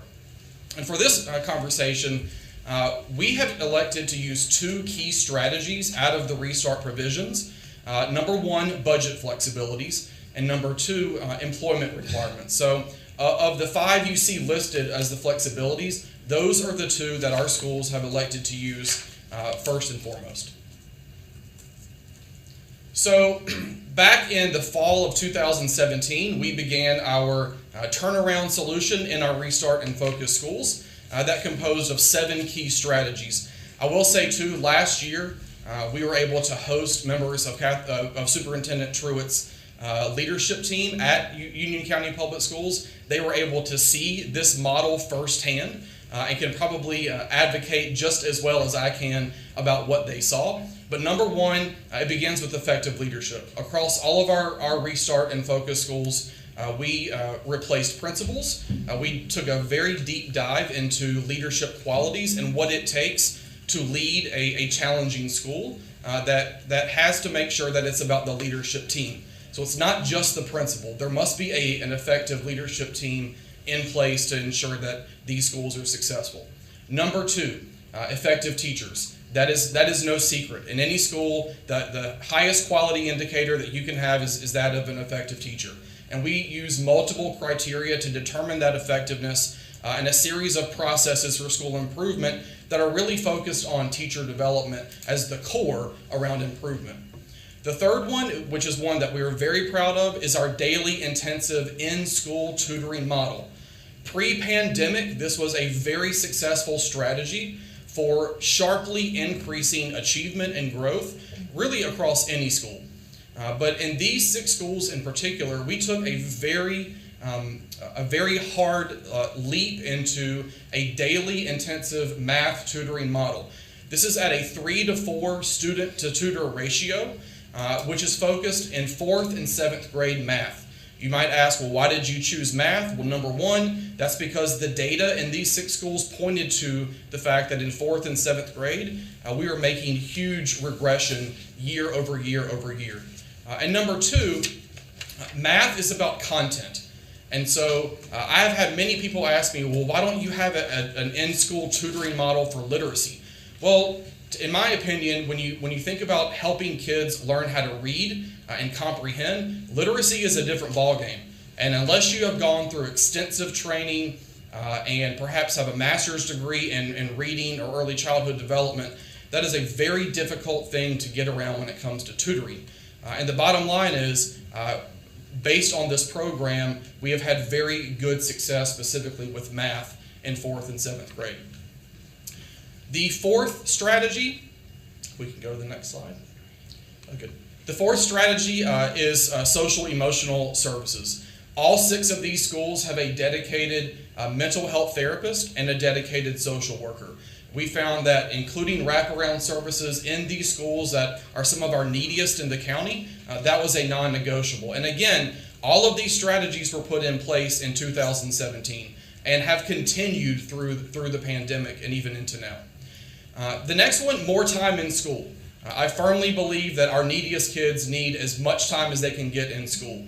So in all of these schools, we have an early jumpstart program where students come to school that are rising kindergartner and rising 6th graders for those transition years. They come early in August and or in July for about a 10 to 20 day program, getting to know their teachers, getting to know the culture of the building, getting to know the expectations, doing some team building exercises, and kind of getting a head start on all things academic. The next strategy is differentiated compensation. Thanks to the support of our Board of Education, we rerouted local funds to these 6 schools to help with this approach. One of the things that we did, which was huge from a recruitment and retention standpoint, was we doubled the local teacher supplement for all teachers in these schools. And the last one is probably one of the most important, and that is school culture. We spent a lot of time, energy, and resources in professional development, around classroom management, school management, and really ensuring that each and every day that these students come to school, it's a positive environment, but one that has very high expectations. And as a result of this, here's some brief data. This kind of captures from 2016 to 2019 the sharp increase we saw in 4th grade across all 4 Restart focus schools when it comes to the percentage of students performing at or above grade level on the 4th grade math EOG. And in the next slide, you'll see that the very same thing is true, but at a much higher rate for our middle school students. We saw a tremendous increase in 7th grade math proficiency for those 3 years when we implemented this tutoring model. I will say this, and Ms. Garber mentioned it, all of these schools exited low performing status except for 2, and those were our 2 middle schools. When 2019, that year, both of those middle schools were 1 point away from earning a C on their report card, and then the pandemic hit. And so we were very, very close for the first time of having all of our schools exiting low performing status. But in 2019, because of these strategies, for the first time, we had 0 F-rated schools in our school system. Here are some other focus school and other kinds of results. And actually, I think I mentioned that. Let's go to the next one. And here are some more indicators. So the overwhelming majority of our restart schools have witnessed a decrease in disciplinary incidents. We have had higher end-of-year teacher retention rates. All of our restart and focus schools reduced the average number of days that teachers were absent throughout the year. They also witnessed a significant decrease in the number of, a significant increase in the amount of time that teachers reported they had time to collaborate with their colleagues. I want to make two very important points from the district perspective. Number one, I would argue that as a state policy matter, and I think this will resonate with you all, I would argue that once a school exits low performing status, if they are a restart school, I firmly believe we should not take that restart flexibility away from them. These schools need consistency, and they need those ongoing flexibilities in order to make sure that these schools do not regress. We have committed to ensuring that they still receive local dollars and local funds to implement these strategies, even though they've exited low performing status just because of that. And I would ask that restart not be taken away for the very same reason. And the second point that I would make is I would love for all 53 of my schools to have restart flexibilities just like these 6 schools or these 5 schools. We have found that when you give principals autonomy and you work with school leadership teams to implement strategies with fidelity and strategies that are proven to work over time, these are the same flexibilities that I believe could benefit all of our schools.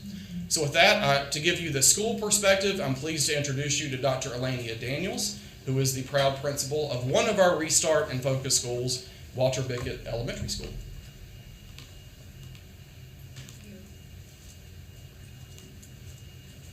Thank you so much. Thank you and good afternoon. It certainly is a pleasure to be here. We have received the invitation well, and we're certainly happy to go ahead and start with giving you some background information around how Walter Bickett Elementary School utilize our restart flexibility. Walter Bickett Elementary is a Title I school located in Monroe, North Carolina. We are proudly servicing 507 students in the grade levels of pre-K through 5th grade. At Walter Bickett, we have the following academic programs. We have a dual language immersion program offered to our kindergarten through 4th grade students. This provides our students an opportunity to become bilingual as well as biliterate in Spanish. We are also in AVID School, which stands for Advancement via Individual Determination. We are teaching our students college readiness at an early age. So since 2017, Union County Public Schools has partnered with Atrium Health to be able to provide opportunities for students around career exploration and experiences through the Health Sciences Academy. As it relates to our leadership structure, as well as our district has definitely contributed to the support and the success of Walter Bickett Elementary. Our co-principal model certainly helped to narrow the scope for building leadership. Dr. Ely and I proudly served together from the years of 2017 of December to 2019 of June. We focused on our human resources, our strategic, as well as our managerial leadership responsibilities. Dr. Ely and I took a divide and conquer approach, whereas one principal focused on grade levels pre-K through 2nd grade, and the other focused on 3rd through 5th. Walter Bickett Elementary School started our restart implementation in the year of 2018 through 2019. So based on our teacher working condition surveys, as well as our school performance data and our stakeholder feedback, we decided to utilize the budget flexibility to support our school improvement endeavors. Over the past 3 years, we focused and established on several specific positions. If you were to take a look, our New Beginnings teacher position created supports around restorative practices for student behavior. So in lieu of an out-of-school suspension, the teacher provided instruction throughout the day for students who had to serve as a consequence of in-school suspension. In addition, our assistant principal provided support around building the capacity for teacher efficacy, as well as providing a more focused, concentrated area on grade levels pre-K through 2nd and 3rd through 5th grade. This innovative leadership model has created a structure for other Restart schools to follow. As it relates to our bilingual receptionists, this position has certainly strengthened the communication between our parents as well as the school. According to our home language surveys, 32% of our families indicated that Spanish is their primary language. So as a result, it was important for us to be able to provide an equal opportunity to have access to information as it relates to our school. In our Health Sciences Academy, this has a direct alignment between our middle school and high school feeder programs, providing students with experiences and career awareness around our Health Sciences Academy.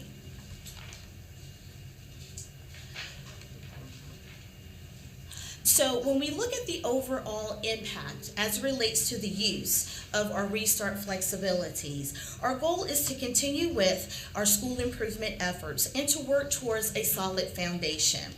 The flexibility of Restart has allowed our school to improve in the following capacity. The impact of the New Beginnings teacher and that particular class decreased the number of behavioral management team calls that we would receive throughout the day. And so this has also created a reduction in classroom interruptions as well as a reduction in our suspension rate, resulting in the impact of the loss of instructional time. It is evident that these practices and structures for Walter Bacon Elementary has created a positive impact around our students' academic, social, and emotional success.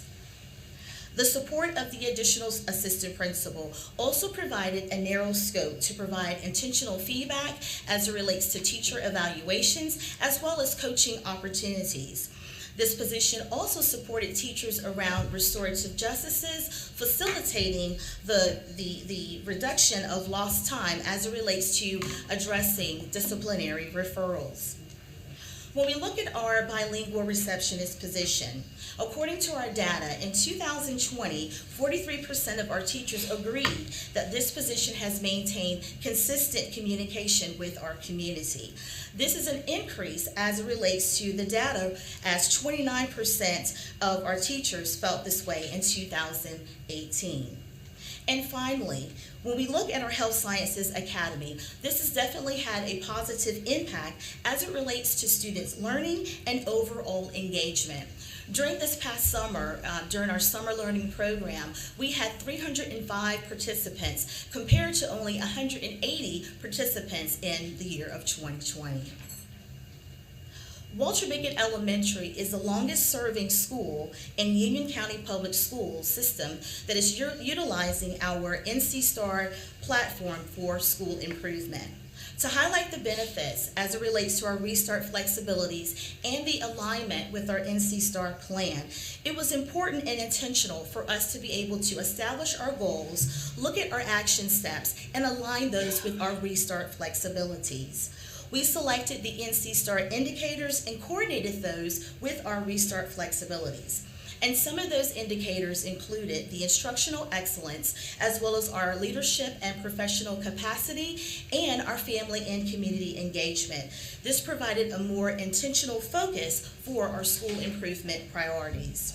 It was also important for us to be able to have an ongoing process in terms of how do we monitor the effectiveness? What does it look like when we're comparing our action steps as well as our goals? And what does that outcome look like? And so we wanted to give our stakeholders a voice in the decision-making process. And so it was important for us to have ongoing discussions and dialogues as it relates to the expectations and the outcomes of our school improvement plan. To highlight our school improvement trends, since 2017, we have implemented the Union County Public Schools 4th grade daily tutoring model. This has had a direct impact and increased proficiency across multiple subgroups. From 2017 to 2019, our overall school performance grade increased by 16 points, and we exceeded growth. In 2018 and 2019, our math performance grade scores reached a level C, and we exceeded growth in reading as well. We have increased proficiency in our 5th grade science EOGs by 30%. And I must repeat, we have remained off of the state's list of low-performing schools since the year of 2018. Pre-pandemic, Walter Bacon Elementary school performance grade from the year of 2018 through 2019 was a D, and I will repeat, we were 1 point away from a C, with an exceeded growth index of 2.43. We are proud to say that we have consistently exceeded growth for 2 consecutive years.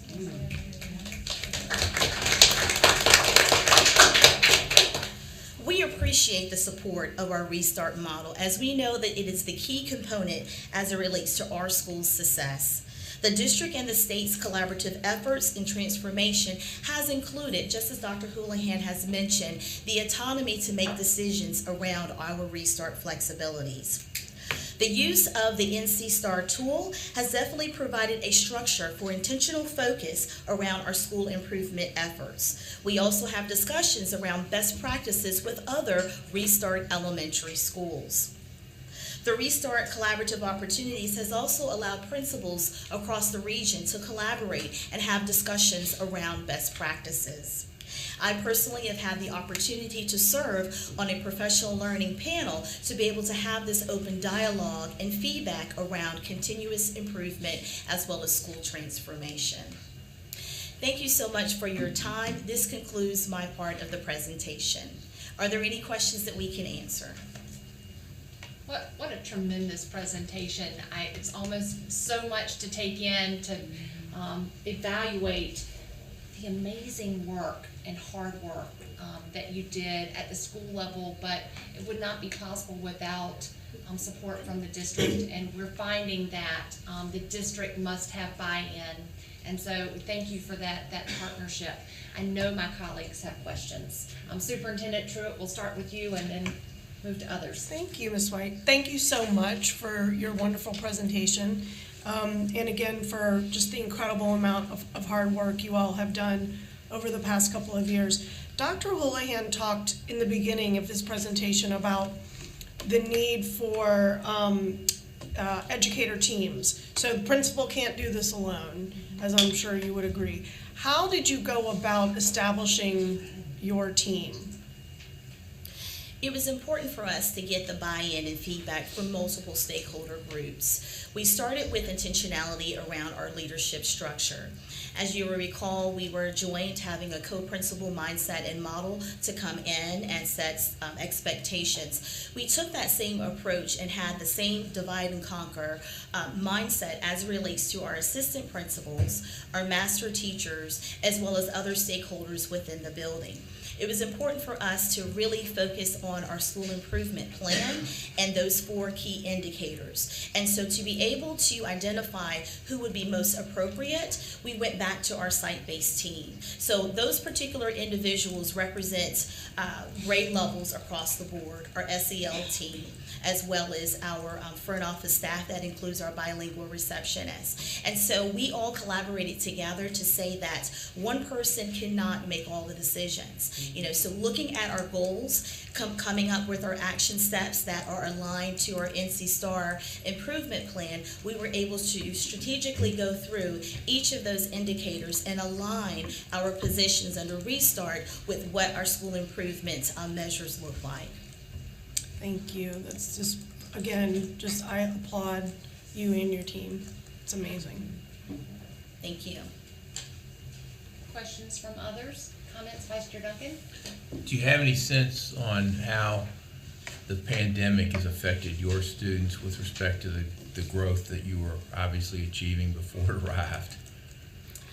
Well, again, we know that if we've done it once, we certainly have done it twice in terms of exceeding growth. And we anticipate that we can do it again. But we also know we have to recognize that there is a loss of instruction. So we were real strategic with coming up with several plans. Just to give you an example of one of the activities and strategies that took place last year, we knew that our students had been out of school for a significant period of time. And so we came up with a SEL camp that started from January all the way until the end of March to get students re-engaged in learning. It was important for them to be able to experience what school is like again. So we contracted with Discovery Place. We had music therapy going on where students not only engaged in supports around their social and emotional learning, they also received their prerequisites that they may have lost around mathematics, engaging activities with science. So the key for us was to figure out how we can re-engage students in learning. And then our summer learning programs, when we implemented programs such as our health science academies, getting students back to enjoy learning and just being in school again. That was our key priority. So we know that looking at our school performance measures that there certainly is work to do, but we are confident with our district support and the team of teachers, our great students, and our parents that we can do it together. If I might add at the district perspective, one thing we knew when the pandemic hit us is the fact that we've got to figure out a way to keep these strategies going across all of our restart schools. And with regard to the specific strategy on the in-school tutoring model, we worked very diligently from March of 2020 through that summer to get all of our tutors trained on how to deliver high-quality tutoring instruction in a virtual environment. In Union County Public Schools, about 20% of our students that year were all virtual, and it was critically important that that process and that strategy continue even if children were sitting at home. Through that school year and even into now, one of the biggest lessons that all of our school leaders, I think, have learned is the fact that when done with fidelity, that strategy can work across any school. And through the use of CARES Act funds and others, you'll see more and more schools across UCPS that are doing an in-school tutoring model in 4th and 7th grade, and in particular now expanding to 9th grade Math 1 in the high school level. That is becoming a customary and a much more similar strategy that you'll see across all schools and not just our 6 restart or focus schools. I'm sorry, question from someone listening online? Yes, Wendy Hall, Madam Chair. Yes, sir, Mr. Hall. Thank you. I have a couple of questions. First of all, go back to the co-principals that you mentioned that you put in place. Was that at the middle school level? So the co-principal model, here's the deal. We knew that this was a school that had been an F-rated school for almost 5+ years. And as superintendent, as I kind of went into the school, and I was new at the time, new to UCPS, I knew that we needed to do something differently. The challenges in the school were too significant, in my opinion, for one principal. So we decided to try something that we had never tried before, which was a divide and conquer leadership management approach to get the school back into a much more sustainable and improving, changing that trajectory, because I firmly felt that as part of the leadership team approach, one principal was simply not going to cut it. So we tried a co-principal model for 3 years in order to kind of get the school in a much more stable place. When we reached that level and felt that one principal was ready to take over the helms, the other principal, Dr. Ely, moved to a middle school in our district and is still currently serving as that middle school principal. Okay, well, I think it's a great idea. I mean, I just never thought of it in that perspective. But were they specially chosen for those roles? Actually, the two at the time, the two co-principals were coming from secondary schools, and they were chosen through a very strict process, as we do with all of our principals, interviewing, practicums, demonstration sites, etc. And those two principals, or at the time they were assistant principals, really rose to the top as being what we believed would be highly qualified, effective leaders to turn this school around. Okay. The other question I have, you mentioned the fact of, for the employees at those two middle schools, I believe, their supplements were double. Yes, sir. Across all 6 of our schools, we doubled the local teacher supplement. So it wasn't just at the 2 middle schools, it was across all 6 of those schools. And then those are local funds? Yes, sir. Okay, well, thank you so much. It's exciting what you've accomplished under those conditions. I just hope that we can continue to do what you are doing in a broader manner. Thank you so much, sir. Thank you. Anyone else have a question? Ms. Kamnitz? So at the end of your presentation, you talked about the need for the flexibilities that you have, and even after schools are no longer startup schools, the importance of those things. Could you talk a little bit about what kinds of things you were able to do because of the budgetary flexibility? I mean, we've heard about how many of those changes and improvements and things that really made a difference were part of that flexibility. Sure, and I think too, it's, in my opinion, it's both the combination between budget and employment requirements, because they interplay very nicely between the two of them. I think that we're at a really critical time in our nation's history because of the pandemic. We're facing a national teacher shortage. We're facing a national labor shortage across many domains, not just public education. So my advocacy for this is the fact that we need to allow school districts and our principals to really find the best people for the job that they can find, and then work with them on certification programs, and whether that's lateral entry or other kinds of innovative programs that we can use to help support our teacher workforce.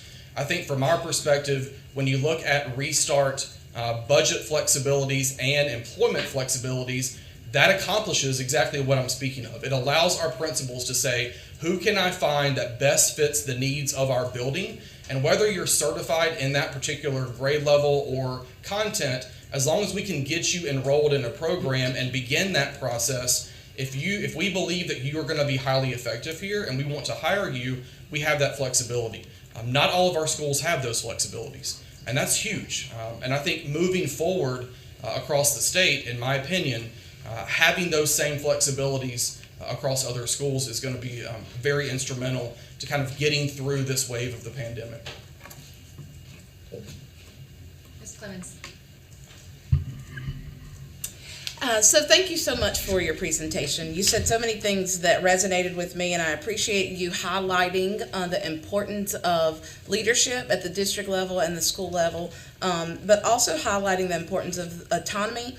But what you also talked about is building capacity of your leaders, so I really do appreciate that.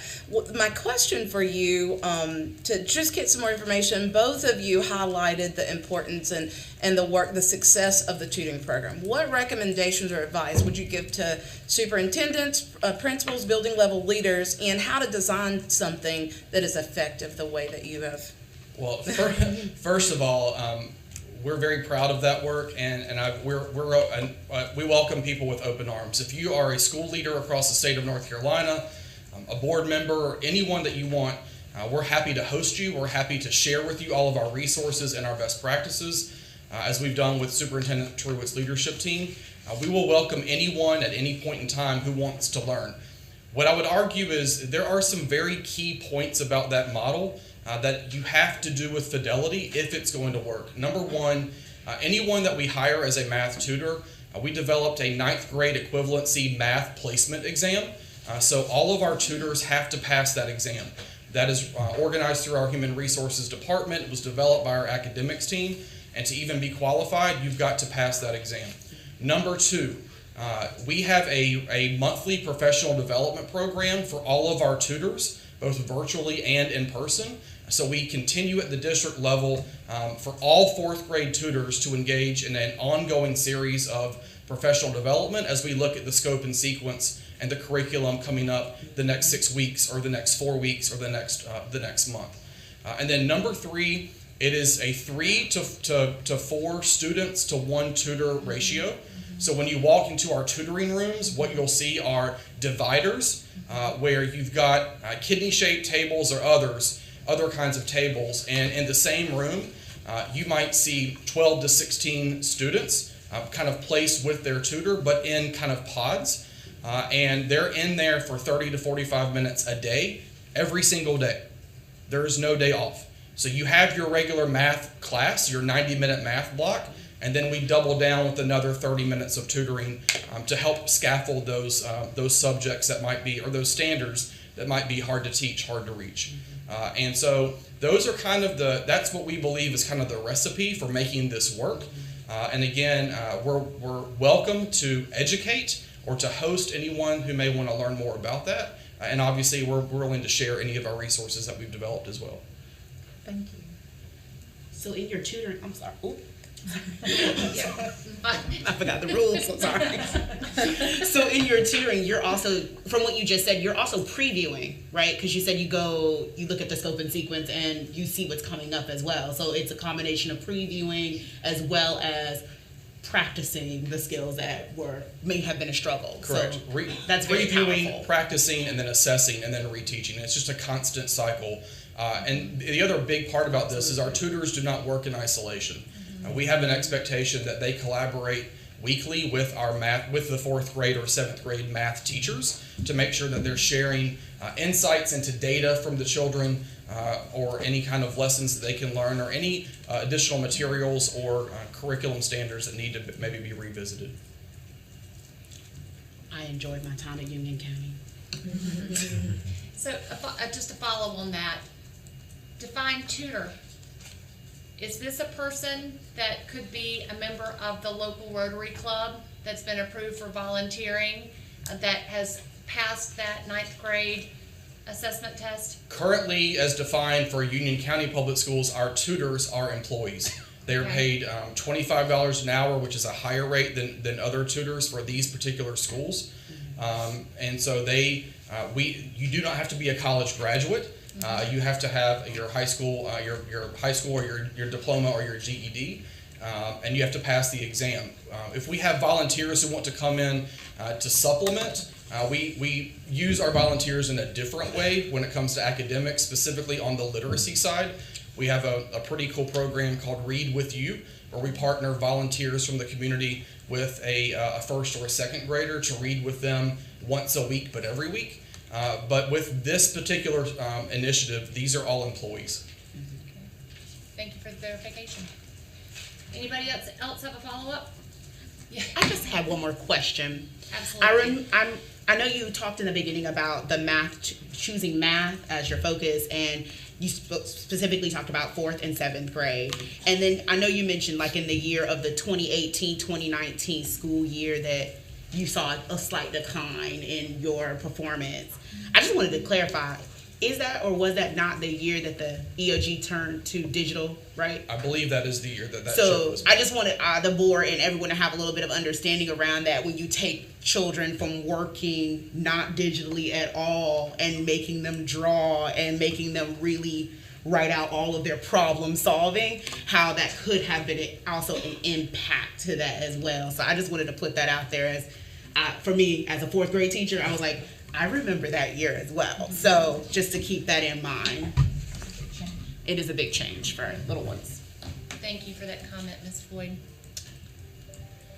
Well, I see Julie at the back. To close out the presentation, before she does so, I just want to thank you so much for really taking time out of your busy schedules to travel to share with us firsthand.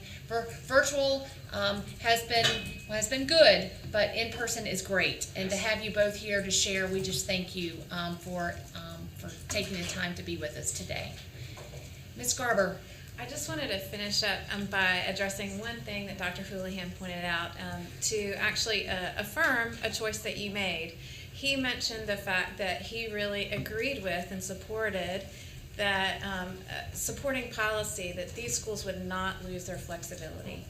And I wanted to remind you that you put that in place. So it came up, I believe you, Ms. Kamnitz, had mentioned that and how significant that was.